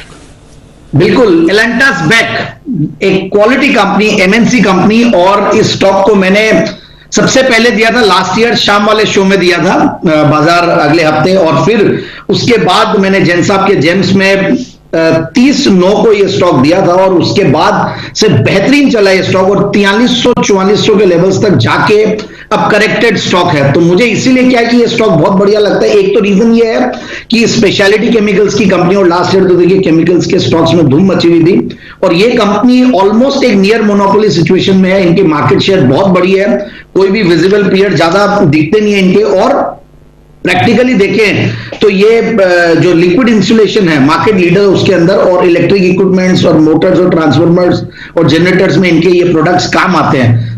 और जनरली देखिए अभी ट्रांसफॉर्मर्स या इनकी डिमांड जबरदस्त बढ़ी हुई है, इलेक्ट्रिकल इक्विपमेंट्स की डिमांड, और कंस्ट्रक्शन इंडस्ट्री में इसका यूसेज होता है, तो वहां सब जगह काफी अच्छी स्पेंडिंग और अच्छी खासी इंफ्रा पुश की वजह से भी इनको बहुत बड़ा फायदा होता है, और तो इसलिए मैंने ये स्टॉक को चुना है। और दूसरी बात ये है कि एमएनसी होने की वजह से जनरली इनकी जो स्ट्रैटेजी रहती है 75% के शेयर होल्डिंग के नीचे इनके प्रोमोटर्स आते नहीं है, और ये ग्लोबल स्पेशलिटी केमिकल्स लीडर है ऑल्टाना ग्रुप, उसका एक पार्ट है। पहले ये डॉक्टर बेक के नाम से जाना जाता था, इसलिए एलेंटास बेक थोड़ा सा नया नाम लगता है मार्केट में, और सिर्फ 8 करोड़ की इक्विटी, और रिटर्न ऑन कैपिटल एम्प्लॉयड 19-20% के लगभग, रिटर्न ऑन इक्विटी 15%, और पिछले 5 साल की प्रॉफिट की कैगर भी 8-9% के लगभग है, और कंटिन्यूअसली रिजल्ट्स बहुत बढ़िया दिए। पिछले 5 क्वार्टर कंपनी के बहुत बढ़िया गए हैं। सितंबर में इस बार 20 करोड़ का पैट है, सो जनरली ये 11-12-15 करोड़ के लगभग जो कमाने वाली कंपनी थी अब 20 करोड़ के ऊपर जाने लगी है, सो इसलिए टीटीएम बेसिस पे भी हाईएस्ट एवर एनुअल प्रॉफिट से 73 करोड़ का दी है,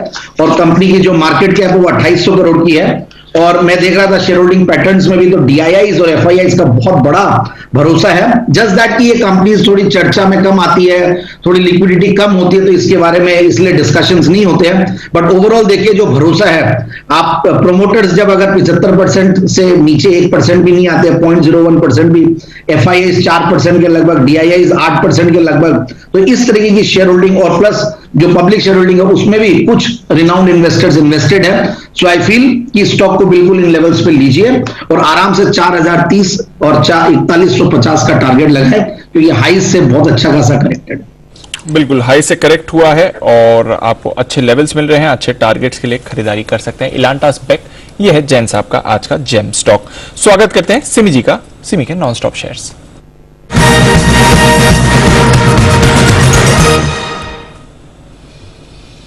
मॉर्निंग सिमी जी, बताएं क्या करना है आज।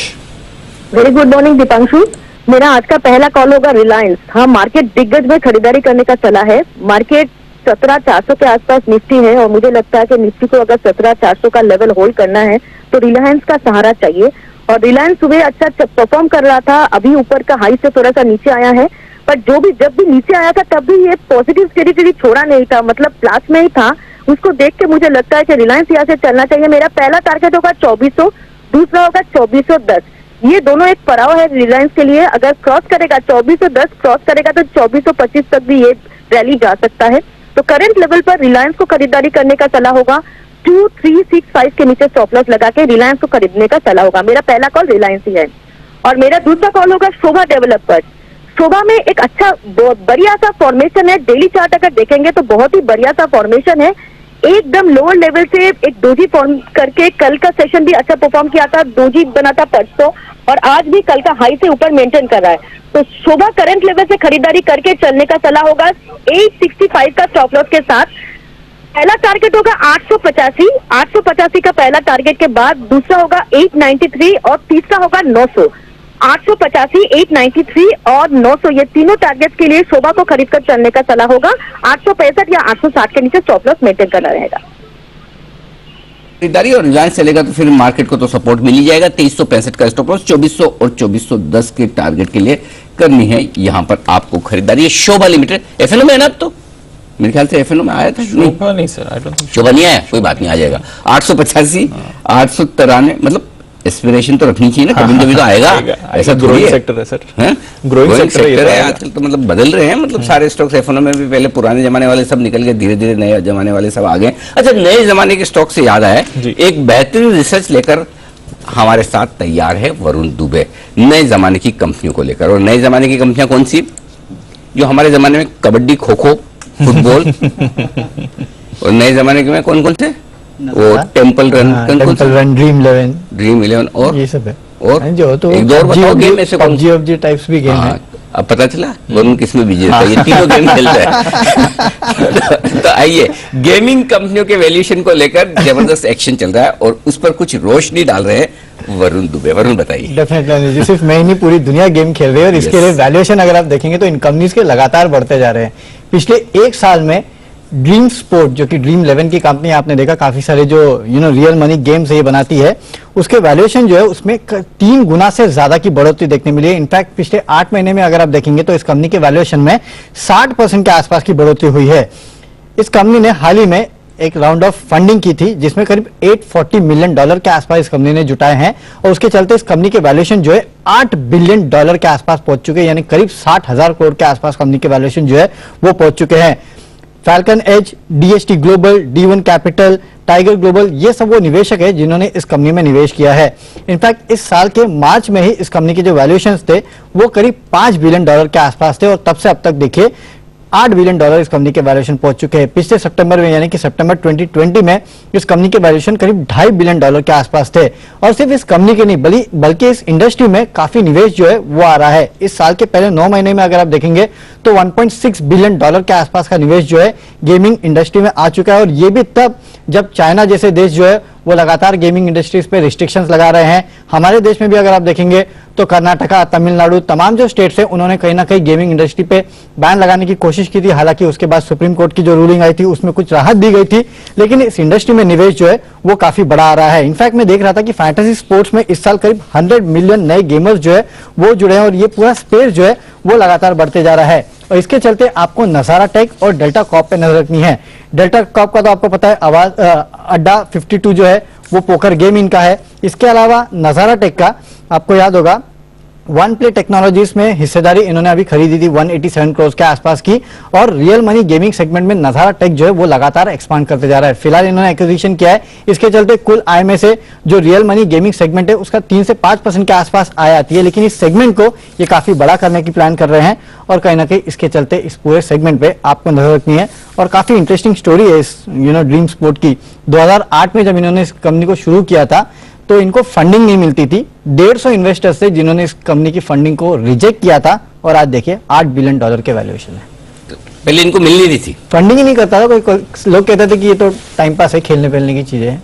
तो खेलना तो टाइम पास ही है वो तो, लेकिन अब वही कारोबार बन चुका है इतना बड़ा। देखिए इसमें क्या है, एक नियम है कि हमारे जमाने में लोगों के पास बहुत टाइम होता था तो टाइम पास करने के पैसे भी कम लगते थे। आजकल लोगों के पास टाइम कम है इसलिए टाइम पास करने के पैसे भी ज्यादा लगते हैं। सब गेम महंगे हो गए, पहले मुफ्त के गेम होते थे, अब पैसे वाले गेम होने लगे। करेक्ट, वो तो है। हाँ, तो टाइम टाइम पास और टाइम पास के पैसे तीनों इंटरलिंक्ड है।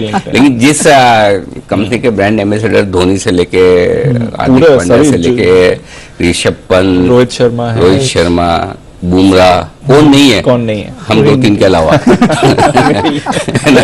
तो इसलिए ड्रीम तो बेसिकली कहानी आपकी ये है कि इससे फायदा नजारा को भी होगा, इससे फायदा डेल्टा को भी होगा है ना, क्योंकि अड्डा 52 उनका है, पोकर जो गेम है। ये पूरी इंडस्ट्री में अनिल जी पैसा आ रहा है, ऐसा नहीं कि सिर्फ फैंटेसी गेम में आ रहा है, पूरी इंडस्ट्री में पैसा आ रहा है। डेल्टा के लिए ये क्वार्टर तो बहुत रहेगा गजब। आशु जी जाकर चैनल चेक कर ही आए हैं। और अड्डा 52 इस पे नजर रखिए, अगर इसमें किसी तरह के कोई भी बड़े डेवलपमेंट हुए ना, वैल्यू अनलॉकिंग हो गई तो कुछ ये स्टॉक मुझे याद सा आ रहा है, सर दिवाली पिक था।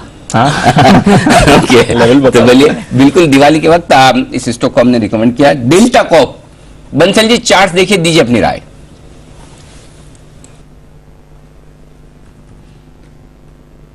अनिल जी बेहतरीन टेक्निकल स्ट्रक्चर है, स्टॉक ऊपर में रुक रहा है थोड़ा सा, बट ब्रेकआउट हुआ है, ब्रेकआउट के बाद कंसोलिडेट हो रहा है। नीचे में 275 275 एक मेजर सपोर्ट है, तो इन लेवल्स का एक क्लोजिंग बेसिस का एक स्टॉप लॉस लगा के बने रहने की राय है। टेक्निकली यहां पर टारगेट बैठते हैं 350 360 के टारगेट बैठते हैं, तो बने रहने की राय है। डेल्टा कॉप के साथ करेक्शन पर खरीदारी की राय है। और अनिल जी देखना यह है कि आशु मदान जी पहले पहुंचते हैं डेल्टा कॉप के जहाज पे कि मैं पहले पहुंचता हूं, तो मेरी भी तैयारी अनिल जी पूरी है। तो जाके आगे, आप तो बहुत पीछे हो, आपको पता नहीं हो जाके आगे टर्न भी हो गए।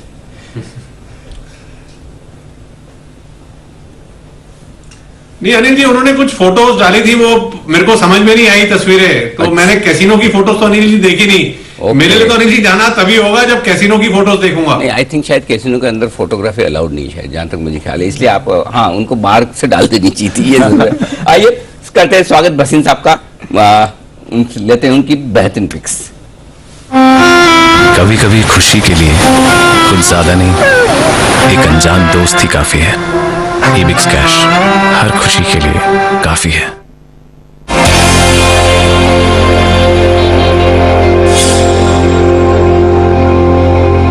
गुड मॉर्निंग वसीम साहब, स्वागत है आपका। सर पहले तो एक बार एक्सपायरी पर आउटलुक दें, आज किस तरह की एक्सपायरी आप देख रहे हैं, और अगर अगली सीरीज के लिए भी आपका नजरिया हो तो बताएं सर। गुड मॉर्निंग अनिल जी। तो एक्सपायरी तो आप देख ही रहे, एफआईज में 3-4 दिन या क्या पूरा महीना ही बिकवाली की है। कल लास्ट घंटे में रूमर आ गए कि जर्मनी लॉकडाउन हो गया और क्या क्या हो गया, कुछ ऐसा हुआ नहीं। लेकिन मुझे लगता है मार्केट इतनी ओवरसोल्ड और इतनी शैलो हो गई है कि अब maybe December turns out to be the best month. और मैं आपको कह रहा हूँ 4-5 दिसंबर के बाद शेयर शायद हाथ ना आए, तो इस समय अपना जो आप सोच रहे थे लेने का वो अब वायदा पक्का कीजिए। लॉकडाउन और लो लॉकडाउन इन यूरोप, यूएस के नंबर स्ट्रांग है, इंडिया में growth is coming back, banks are seeing the best credit growth. तो मुझे कोई दो राय नहीं कि यहाँ से लेके 1 फरवरी से पहले न्यू हाई आएगा, और एंड दिसंबर 5 के बाद we will be in a very very sweet spot. तो लेने के चेष्टा कीजिए, जो आपको कहे हैं आप कहे तो मैं कल का अपडेट दूं और आज के पिक्स दूं। बिल्कुल सर, पहले कल के अपडेट्स बताएं। तो कल मैंने आपको एमएनएम और पीएफसी कहा था, पीएफसी में स्टॉप लॉस हो गया, लेकिन आप रख सकते हैं तो रखिए, because power finance companies are in the best spot. आज की वॉलेटिलिटी अनिल जी मैं नहीं बर्दाश्त किसी को बर्दाश्त नहीं होती, तो बैठना पड़ेगा, बिकॉज ये डे स्विंग्स आप देख रहे हैं। और उसके अलावा मैंने एमएनएम कहा था, एमएनएम में बने रहिए, it is going to be the best performing auto stock in December. कल मैंने आपको आईसीआईसीआई और सेल कहा था, मैं रीइटरेट करता हूं, ICICI bank will have the best month in December, क्योंकि the way credit is expanding, they just raised bonds Anil ji at 5.5%, which tells me cost of capital is the lowest in the last 15 years। और मुझे लगता है जो growth अब मुझे banks में दिख रही है, मुझे कोई दो राय नहीं कि 39,000 बैंक निफ्टी जाएगा इस दिसंबर में। तो बैंक आईसीआईसीआई बैंक में मैंने 745 का कल स्टॉप लॉस दिया था, वो आप 741 कर दीजिए, लेकिन 785 to 790 का target in the next 3 days. Sell मैंने आपको कहा था, वो अभी भी मैं रीट्रेट करता हूँ, 10:30-11 में सेल लीजिए। China iron ore prices are up, steel companies में actually raise prices in 1 December and SAIL will be the best conduit. SAIL is numbers were as good or better than Tata steel, तो 10:30 में लीजिए। 8 रुपए का stop loss है, but 18 का target. अब आज का दूसरा पिक है सर, अडानी एंटरप्राइज, 1750-55 में लीजिए, stop loss of 1735, target of 1785। Okay तो अदानी एंटरप्राइजेज आज फ्रेश कॉल है, एक ही सर? एक ही असर, अडानी और सेल आपको रिएट्रेट कर दिया। Perfect. तो आज वॉलेटाइल है, तो मैं फिर ज्यादा डेरिवेटिव में आपको पता है थोड़ा सा वॉलेटिलिटी मेरे हाथ में नहीं है सर। बिल्कुल ठीक बात है। और आज वायदा कारोबार की एक्सपायरी भी है, तो थोड़ा कल से फिर और आप एक्शन अपना बढ़ा सकते हैं, या फिर क्लोजिंग शो में अगर सही माहौल रहा तो वसीम साहब आपको और बेहतरीन कॉल्स देंगे। कुछ दिनों में तो 5-5 कॉल्स भी वसीम साहब ने दिए, जब वाकई में क्लैरिटी होती है और ज्यादा अच्छे स्टॉक्स हाथ में आते हैं। धन्यवाद सर, ये बेहतरीन पिक्स हमारे दर्शकों तक पहुंचाने के लिए। सुमित जी तैयार है अपने एक सुपर हिट शेयर के साथ।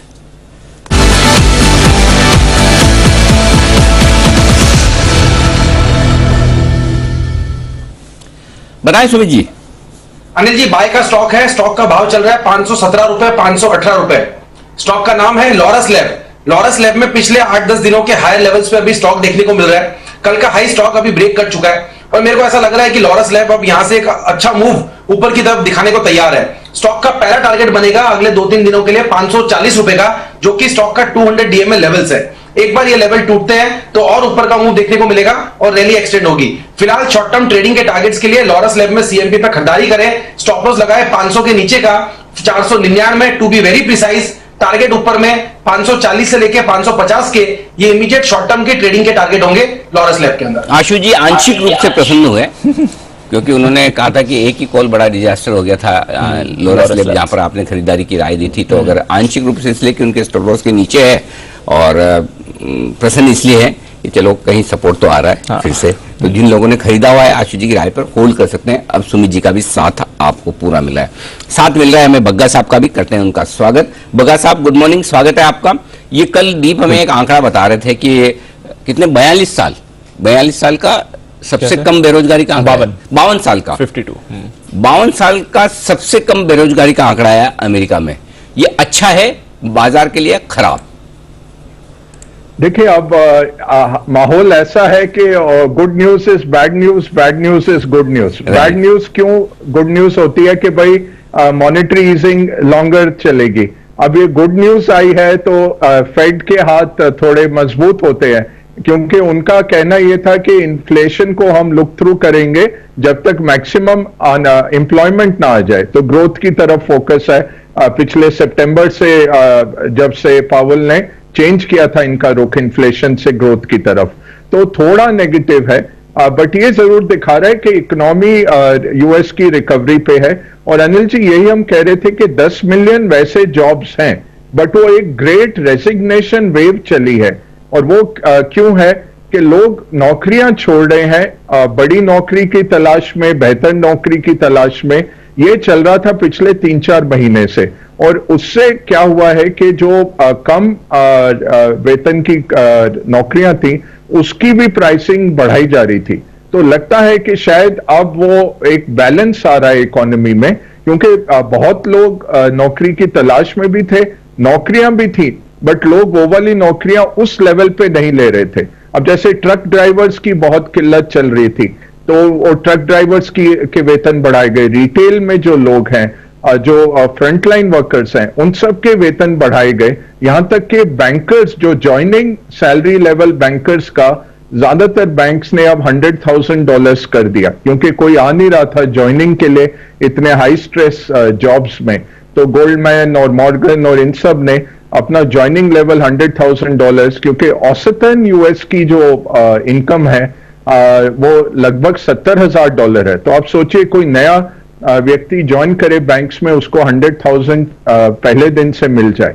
तो ये सब दिखा रहा है इकोनॉमी बेटर है, लोग अब नौकरियों में फिर लौट रहे हैं। एक तरह से एक रीओपनिंग ट्रेड बनता है और ग्रेट रोटेशन हो रहा है। हमने देखा टेक्नोलॉजी थोड़ा कम हुआ, जूम के बेहतरीन नतीजे थे, 100% ग्रोथ थी year on year, but zoom का स्टॉक 15% गिरा, क्योंकि लोग यही कह रहे हैं वर्क फ्रॉम होम अब धीरे धीरे खत्म हो जाएगा अगले 6 महीने में और लोग लौटेंगे ऑफिसेस में।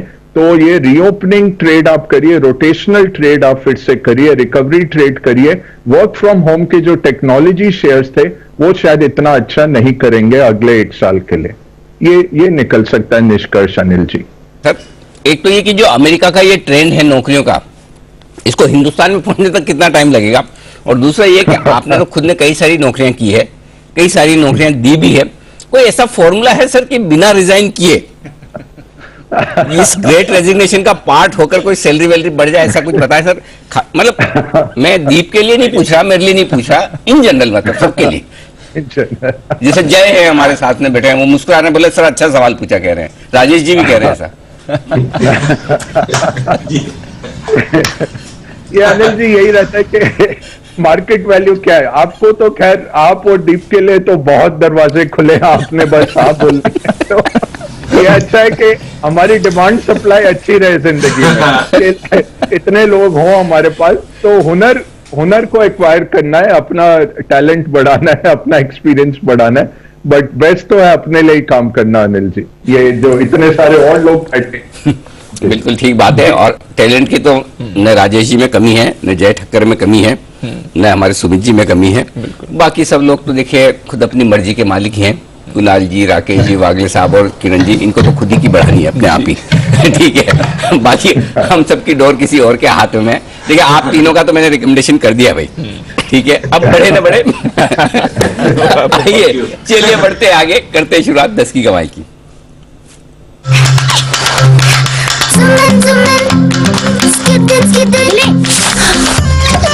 एबिक्स कैश हर खुशी के लिए काफी है।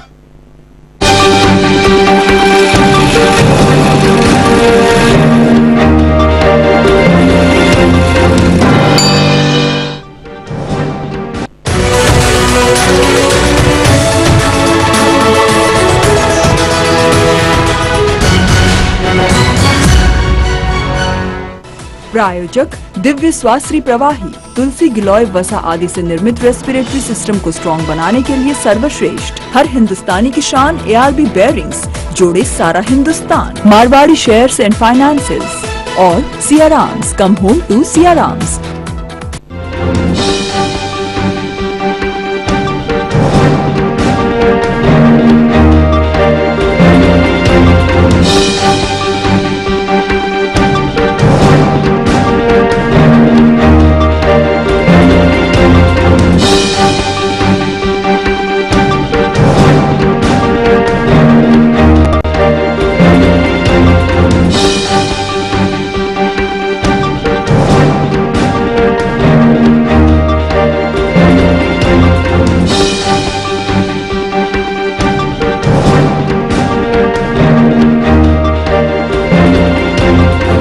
स्वागत है आप सबका 10 की कमाई में। करते हैं शुरुआत 10 की कमाई की बेहतरीन पिक्स के साथ। पालिया साहब बताएं सर। अनिल जी 10 की कमाई में जो स्टॉक यहाँ पे अट्रैक्टिव लग रहा है वो है जिंदल पॉली का। स्टॉक में देखें तो पिछले कई दिनों से एक रेंज में कंसोलिडेशन होते हुए दिख रहा है। स्टॉक एक अच्छा सपोर्ट बना के नियर टर्म चार्ट पे आज के सेशन में एक अच्छा एक्शन देखने को मिला है। तो हमें लगता है जिस तरीके से वीकली सेटअप पे एक रेंज में कंसोलिडेशन का ब्रेकआउट अब यहाँ पे दिखते हुए दिख रहा है, तो हमें लगता है ये स्टॉक को यहाँ से बाय करना चाहिए। 1065 के आसपास अभी स्टॉक ट्रेड कर रहा है। इसमें हम टारगेट एक्सपेक्ट कर रहे हैं पोजिशनल बेसिस पे 1140 से 1160 तक की अपसाइड हमें लगता है इसमें शॉर्ट टर्म बेसिस पे आते हुए दिख सकती है। तो करंट लेवल से कोई भी वोलेटिलिटी में डिप मिलती है ऐड करें। 1020 के आसपास का स्टॉप लॉस रखें। टारगेट होंगे 1140 और 1160 तक के। तो जिंदल पॉली ये है जी, जिंदल पॉली ये है वो स्टॉक जहां पर खरीदारी करने की राय राजेश पालिया साहब किस तरफ से आती है। आइए बढ़ते आगे, और अब वक्त है कुणाल जी, राकेश जी से उनकी 10 की कमाई का शेयर पूछने का। बताएं सर। अनिल जी हमारा 10 की कमाई का स्टॉक वही है जो अभी वरुण डिस्कस कर रहे थे, नजारा पर हमारी खरीदारी की राय है। एक बड़ी रैली के बाद स्टॉक में करेक्शन आई है। टेक्निकली 2150 एक काफी अच्छा बेस है और लगता नहीं आनंद फानंद में नीचे के बेस टूटेंगे। तो इन स्तरों पर करेक्शन पर नजारा टेक के अंदर निवेश की राय है। ओवर टू कुणाल जी। अनिल जी देखिए एक बड़ा करेक्शन आ चुका है, स्ट्रक्चर बहुत शानदार है और आने वाला भविष्य अब उज्जवल है इस काउंटर का। ये बात अभी आपने चर्चा में बताई। तो अनिल जी नजारा में खरीदारी की राय है और इसमें खरीद करके इसको मध्यम से लंबी अवधि के लिए रखें। शॉर्ट टर्म टारगेट नहीं दे रहे हैं और ना ही उसकी चर्चा कर रहे हैं, मध्यम से लंबी अवधि की बात कर रहे हैं। और हमें लगता है अनिल जी ये स्टॉक आपको जो अभी इसके हाईज बने थे 3300 वहां तक तो ये जाएगा ही। ये 5000 का कैंडिडेट है अनिल जी। तो इन स्तरों पर मध्यम से लंबी अवधि के लिए खरीदें। 5000 का भी लक्ष्य इसमें आपको साल 2 साल में आता हुआ दिखेगा। 5000 सर, डबल से भी ज्यादा। क्या बात है। ओके, 3500 और 5000 ये दो टारगेट के लिए नजारा में करें खरीदारी साल भर के लिए। गजब का एक्शन गेमिंग बिजनेस। आपसे ज्यादा बुलिश व्यू उनका आ रहा है सर। मुझे याद है आईपीओ टाइम में तो आपने भी कहा था कि होल्ड करिए, कोई परेशानी तो बहुत ही बढ़िया, इसमें कोई डाउट ही नहीं है, बहुत बढ़िया कंपनी। आइए अब बढ़ते हैं आगे और वक्त है कमोडिटी बाजार के अपडेट्स लेने का। तो दीप जल्दी से बता दें आप। सुस्त है कच्चा तेल सर, वैसे एक दायरे में आ गया है। नेचुरल गैस में आप करीब $0.25 की गिरावट देख रहे हैं। 1/4% आपको ऊपर आज सोना दिखेगा $1800 के करीब इंटरनेशनल मार्केट्स में भी अटेम्प्ट करिए, बट वैसे भारी गिरावट रही पिछले कुछ दिनों में सोने में। सिल्वर भी गिरावट के बाद आज रिबाउंड दिखाते हुए दिख रहा है, करीब ₹250 की खरीदारी। और सारे के सारे बेस मेटल्स एक बार फिर से एक्शन में आ रहे हैं। लेड में थोड़ी सुस्ती है, बट कॉपर 1/4% ऊपर, निकल 0.5% ऊपर, एल्यूमिनियम और जिंक में भी 0.5% की तेजी बनती हुई दिख रही है। तो बेस मेटल्स में है रिबाउंड, गोल्ड और सिल्वर में है रिबाउंड। कच्चा तेल दायरे में ट्रेड कर रहा है। रुपया 15 पैसे कमजोर खुला है। डॉलर पर रखिए नजर। वैसे 16 महीने की ऊंचाई से कल शाम डॉलर इंडेक्स फिसला था, बट अब वापस मोमेंटम आपको डॉलर में आते हुए दिख रहा है। आइए आपको आज के स्ट्रैटेजीज बता दूं जो ट्रेड बुल्स ने हमें भेजी हैं। गोल्ड डिसंबर कॉन्ट्रैक्ट खरीद कर चलें 47,480 के लेवल के, माफ कीजिएगा 47,480 पर खरीदारी करें। टारगेट 47,750 का रहेगा और stop loss 47,350। Zinc December contract खरीदना है 277 के लेवल पर, टारगेट 279, स्टॉप लॉस 275.5। और एनसीडेक्स पर सोयाबीन खरीदें डिसंबर कॉन्ट्रैक्ट 6580 के लेवल पर, टारगेट 6720, स्टॉप लॉस 6500 का रहेगा। अनिल, बड़ी खबर जो हम सुबह भी बात कर रहे थे, सिल्वर ईटीएफ, ये जो अब लॉन्च होने जा रहा है, सिल्वर ईटीएफ की एबीसीडी। बेसिकली क्या है ये, किस तरह की गाइडलाइंस जारी की गई हैं, क्या होंगे नए नियम, आप कैसे करेंगे निवेश और क्या इसमें निवेश आपको करना चाहिए या नहीं, आसान भाषा में समझाएंगे 11:26 पर सिल्वर ईटीएफ की एबीसीडी। चलिए, सिल्वर का ईटीएफ शुरू हो रहा है और मैं भी देखूंगा क्योंकि सोने चांदी में पैसा लगाने का एक बेहतर मौका है। सोने के तो पहले से थे, सिल्वर के भी अब शुरू हुए हैं। बिल्कुल। तो अच्छा, ईटीएफ में मजा सिल्वर में ज्यादा है। क्यों सर? वॉलेटिलिटी ज्यादा है। हाँ, सोना तो इतना ऊपर नीचे नहीं होता, चांदी तो 10-10 हजार रुपए आराम से हो जाती है। सोना तो 45, 46, 47, 48 ऐसे इधर उसी रेंज में, ज्यादा कुछ होता नहीं। लेकिन चांदी 60, 62, 68, 70 आराम से। तो सिल्वर की ईटीएफ में आपके लिए ट्रेड किस तरह से करना है, उसके लिए ईटीएफ मिस मत कीजिएगा, न्यूज पर यूज। और आज हमारे साथ कार्यक्रम में शामिल हो रही है company Capri global capital.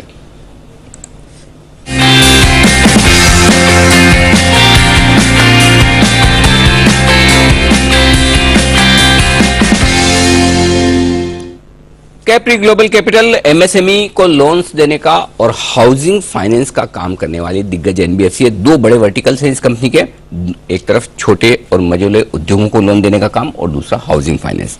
Affordable housing segment में ज्यादा कारोबार है जो कि इस वक्त बड़ा ग्रोइंग सेक्टर है। कंस्ट्रक्शन, फाइनेंस और इनडायरेक्ट लेंडिंग, ये तीन और बड़े कारोबार है इस कंपनी के। 8 राज्यों में 90 ऑफिस हैं, 1900 से ज्यादा कर्मचारी काम करते हैं कैप्री ग्लोबल। आइए स्वागत करते हैं कंपनी के एमडी राजेश शर्मा साहब हमारे साथ कार्यक्रम में शामिल हो रहे हैं, जो कि पेशे से चार्टर्ड अकाउंटेंट हैं, फर्स्ट जनरेशन एंटरप्रेन्योर हैं। 1997 में उन्होंने को फाउंडर के तौर पर कैप्री ग्लोबल की शुरुआत की और कैपिटल मार्केट्स, फाइनेंशियल एडवाइजरी और फाइनेंसिंग के इस कारोबार में 25 सालों से ज्यादा का गहरा अनुभव है राजेश शर्मा साहब का। राजेश जी, स्वागत है आपका, धन्यवाद वक्त देने के लिए। आज आपको एक खास वजह से बुलाया गया। यूनियन बैंक के साथ आपने एक करार किया है, एमएसएमई को लोन्स देने के लिए उनके साथ एग्रीमेंट किया है। बताएं सर, पहले किस तरह का करार आपका हुआ है यूनियन बैंक के साथ और इसमें यूनियन बैंक और कैप्री दोनों मिलकर क्या काम करेंगे? तो जो रिजर्व बैंक ने कुछ समय पहले एक गाइडलाइन इशू की थी जिसमें एनबीएफसी को रीफाइनेंसिंग फैसिलिटी है, जहां पे बैंक 80% पैसा लगाएगा, एनबीएफसी 20% पैसा लगाएगा और एनबीएफसी पूरे लोन को ओरिजिनेट करेगा, अपने नेटवर्क से उसका कलेक्शन करेगा और उसकी अंडरराइटिंग करेगा, जिसको बाद में बैंक इंस्टेंटली अप्रूव करेगा। तो बेसिकली ये एनबीएफसी की जो एक फाइनेंसिंग फैसिलिटी, इसको बहुत बड़ा बूस्ट है। यदि ये ढंग से इंप्लीमेंट कर दिया जाए तो एनबीएफसी को कभी भी लोन की जरूरत नहीं पड़ेगी, क्योंकि जितना आप पोर्टफोलियो बना रहे हो उसका 80% बैंक उसमें पार्टिसिपेट करता जा रहा है। तो हमने जो यूनियन बैंक के साथ किया है वो यही एग्रीमेंट किया है, को लेंडिंग, जहां पे यूनियन बैंक 80% पैसा डालेगा, हम 20% पैसा डालेंगे और एमएसएमई के सारे बोरोर्स को हम अच्छी रेट पे तुरंत लोन दे पाएंगे। कुछ ऐसे कस्टमर जिनको हम पहले मना कर देते थे बिकॉज ऑफ ब्याज दर के चलते हुए, जो उनको कम रेट चाहिए था होता और वो कंपटीशन को हम लूज करते थे, वो सारे केसेस भी हम कर पाएंगे। तो मुझे लगता है कि अगले 6 महीने में ये अलाइनमेंट के साथ न बल्कि वॉल्यूम बढ़ेगा, बल्कि हमारी रीच भी बढ़ेगी और हमारा पेनिट्रेशन बढ़ेगा, सभी जगह वॉल्यूम बढ़ेगा। तो ये एक बहुत बड़ा स्ट्रेटेजिक कदम है कंपनी के लिए भी और बैंक्स के लिए भी, क्योंकि बैंक की लो कॉस्ट फंड है और एनबीएफसीज की स्ट्रॉन्ग कलेक्शन एफिशिएंसी है और उनका एक लो कॉस्ट मॉडल है। दोनों का कॉम्बिनेशन से ये एक विन-विन सिचुएशन है। इंटरेस्टिंग चीज आपने बताई कि बैंक के साथ अब इस तरह की एमएसएमई और एसएमईस में स्पेशलाइज्ड लेंडिंग आप करेंगे। तो ये जो आपने करार यूनियन बैंक के साथ किया, फिर इसका मतलब आप दूसरे बैंक्स के साथ भी कर सकते हैं, ऐसा भी कोई इरादा है? हाँ, हम लोग एक बैंक के साथ और कर रहे हैं, वो है स्टेट बैंक ऑफ इंडिया। तो ये 2 बैंकों के साथ करने के बाद हमें लगता है कि हमारी पूरी जो नीड्स हैं वो पूरी हो जाती हैं और ये एक वाइड पेनिट्रेशन मिल जाता है। दोनों ही बहुत बड़े बैंक हैं, तो उनके चलते हमें लगता है कि ये इसके बाद हमें कोई बैंक की जरूरत पड़ेगी नहीं। हम होम लोन में हो सकता है किसी के साथ में टाई अप करें, ये दोनों एमएसएमई के लिए हैं, तो एमएसएमई के लिए हमें किसी की जरूरत नहीं पड़ेगी। और ये अपने आप में एक बहुत ही महत्वपूर्ण कदम है जहां पे हमें लो कॉस्ट फंड का एक्सेस होगा और बहुत बड़े बैंक के साथ ही पार्टनरशिप है। एसएमईज और एमएसएमईज के बारे में आपने बताया, लेकिन आपका एक और जो वर्टिकल है हाउसिंग फाइनेंस बिजनेस का, और उसमें भी अफोर्डेबल हाउसिंग पर ज्यादा जो फोकस है, राजेश जी उसके बारे में बताएं। यहाँ पर किस तरह की डिमांड है जो हम आमतौर पर सुन रहे हैं रियल एस्टेट कंपनियों से कि बड़ी जबरदस्त डिमांड आ रही है रियल एस्टेट की, तो वाकई में क्या हाउसिंग फाइनेंस कंपनियों के लिए भी लोन्स की डिमांड उतनी ही बढ़ रही है? और स्पेशली ये जो छोटा सेगमेंट है, छोटे लोन वाला सेगमेंट, उसमें कैसी डिमांड है? तो यहाँ पे डिमांड बहुत है। सरप्राइजिंगली पिछले 6 महीने में होम लोन में बहुत जबरदस्त डिमांड आई है। या तो लोगों ने जो डिमांड रोक रखी थी पैंडेमिक के चलते, उन्होंने वो घर देख के फाइनलाइज करना शुरू किया। इसके अलावा जो आर्थिक प्रगति देश की हो रही है उसके चलते लोगों की इनकम बढ़ रही है और उसके चलते लोग छोटे घर से बड़े घर में शिफ्ट हो रहे हैं, अपने घर के डिसीजन को प्रीपोन कर रहे हैं। तो हमने देखा है कि जो रेडी इन्वेंट्री है उसमें होम लोन की बहुत जबरदस्त डिमांड है और हम लोगों ने भी all time high home loan में डिसबर्समेंट किया है। हम लोग जो होम लोन डिसबर्स कर रहे हैं वो हमारा कस्टमर सेगमेंट है, लो इनकम प्रूफ कस्टमर जिनको बैंक कैटर नहीं कर पाता है, और वहां पे एक बहुत बड़ा गैप है लोअर हाउसिंग फाइनेंस में, लोअर हाउसिंग कैटेगरी में, जहां पे कॉस्ट ऑफ घर की जो है करीबन 40 लाख के नीचे होती है। तो यहाँ पे बहुत डिमांड है और उसके चलते हमें लगता है कि सारी हाउसिंग फाइनेंस कंपनियों की ग्रोथ बहुत अच्छी आने वाली है, कलेक्शन एफिशिएंसी भी इंप्रूव हो रही है, तो सभी इसके लिए बड़े उत्साहित हैं। अच्छा, इस वक्त बताएं जो आपके एसेट्स अंडर मैनेजमेंट है वो किस लेवल तक पहुंचे हैं और उसमें किस तरह की ग्रोथ की उम्मीद की जाए, इसके बारे में भी जरा जानकारी दें एक बार, वो भी मैं जानना चाहता हूं। तो अभी हमारी जो एनबीएफसी की बुक है वो करीबन 3,800 करोड़ के आसपास है और हमारी जो हाउसिंग फाइनेंस की बुक है वो करीबन 1,400 करोड़ के आसपास है और हमें लगता है कि हम करीबन 22 से 27% की ग्रोथ रेट अगले 5 साल में टारगेट कर रहे हैं। उसी के चलते हमने करीबन 400-500 लोग बढ़ाए हैं और हम टेक्नोलॉजी पे काफी फोकस कर रहे हैं, अपनी इंटरनल प्रोसेसेस को रिफाइन कर रहे हैं, तो उसके चलते हमें लगता है कि ये ग्रोथ आराम से पॉसिबल होगी। ये है आपके लिए स्ट्रॉन्ग डिमांड और ग्रोथ आउटलुक कैप्री ग्लोबल की तरफ से। राजेश जी बहुत बहुत शुक्रिया आपका हमारे लिए वक्त निकालने के लिए और हमारे दर्शकों से बातचीत करने के लिए। तो यूनियन बैंक के साथ एक बड़ा करार, लेकिन इंटरेस्टिंग खबर जो उन्होंने बताई एसबीआई के साथ करार की, और अगर एसबीआई के साथ कर लिया तो फिर किसी और बैंक की जरूरत ही ना, क्योंकि नेटवर्क तो आपको पूरे देश में सबसे बड़ा मिलता ही है एसबीआई के साथ। तो कैप्री ग्लोबल के लिए एक बड़ा आगे इंटरेस्टिंग कदम होगा एसबीआई के साथ इसी तरह की एमएसएमई और एसएमई लैंडिंग का करार करने का। तो ये है आपके लिए न्यूज पर व्यूज। एक और न्यूज पर व्यूज थोड़ी देर में हमारे साथ जुड़ेंगे ग्लेनमार्क लाइफ साइंसेज के मैनेजमेंट से भी हम करेंगे बातचीत, और उससे पहले हमारे 2 खास मेहमान जुड़ने की तैयारी में है एसपीएल मिड कैप स्टॉक्स में। आज अविनाश गोरक्षर साहब और रेज बोध सर भी हमारे साथ कार्यक्रम में हो रहे हैं शामिल।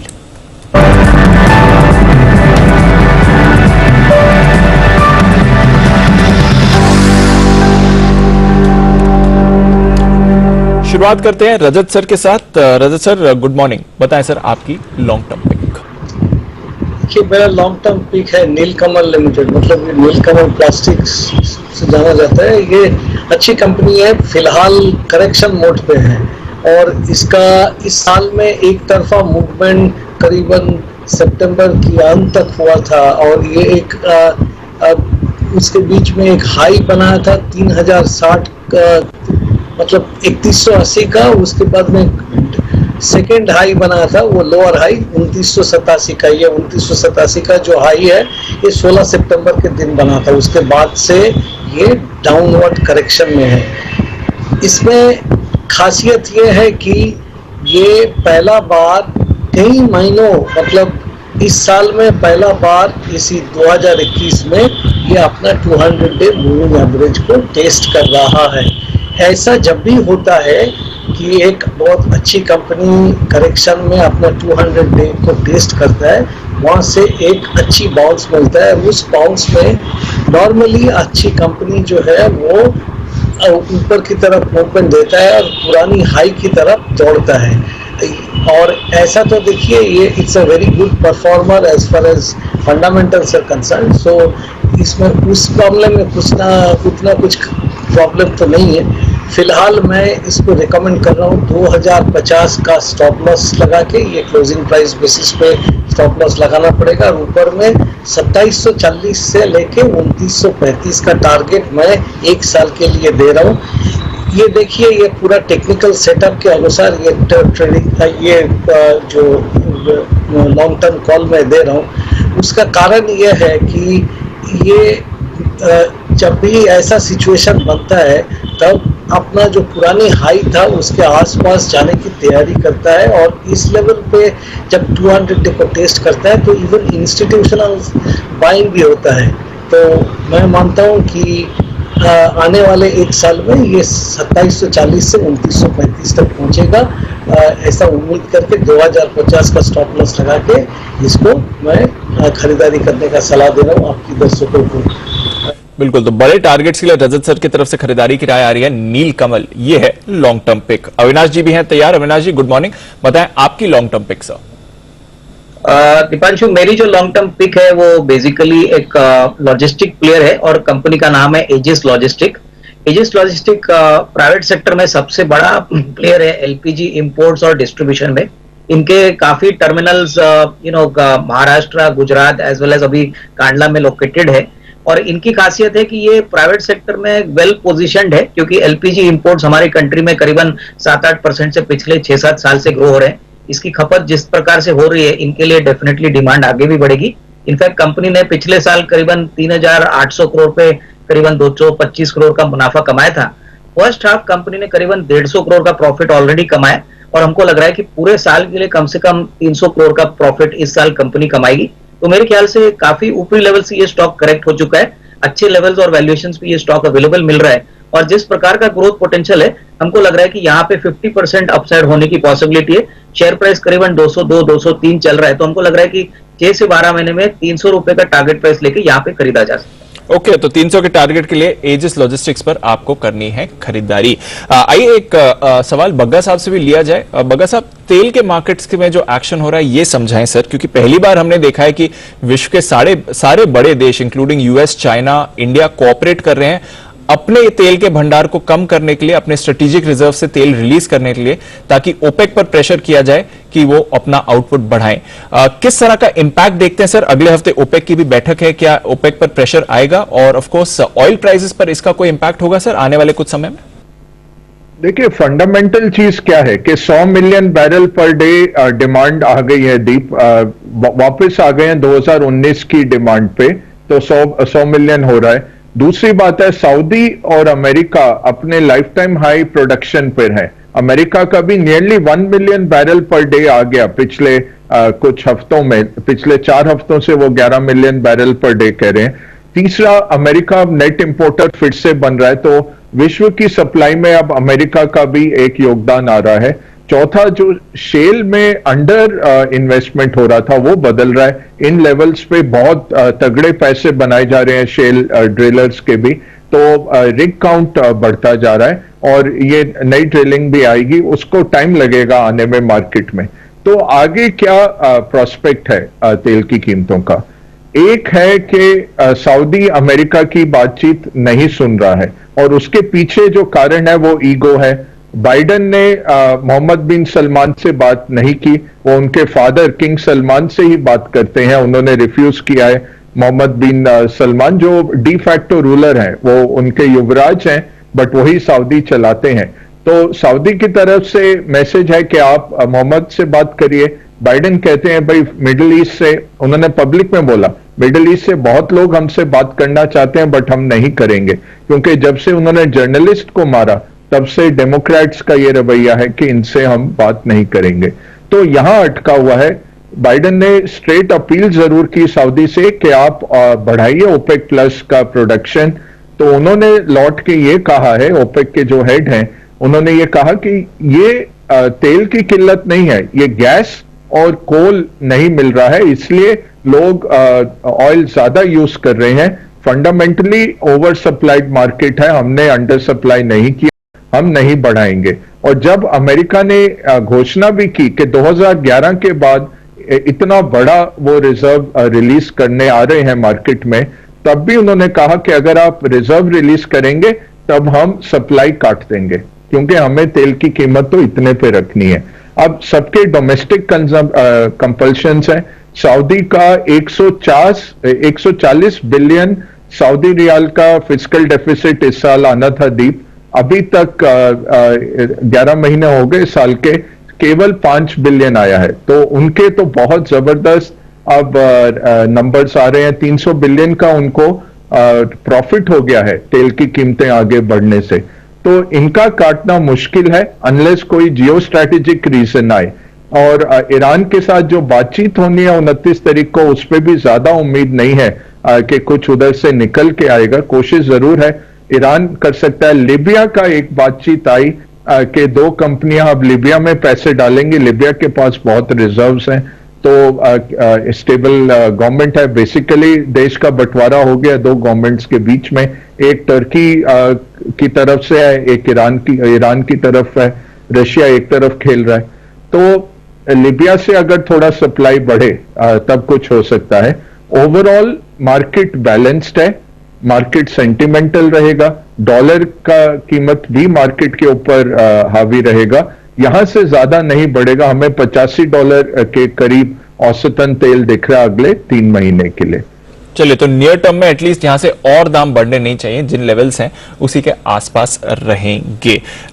क्रिप्टो पर भी बग्गा साहब का नजरिया लेना है, साथ ही पोजिशनल कॉल्स भी लेनी है रजत सर और अविनाश जी की तरफ से। उससे पहले एक छोटा सा ब्रेक ले लेते हैं, ब्रेक के बाद एक्शन को बढ़ाएंगे।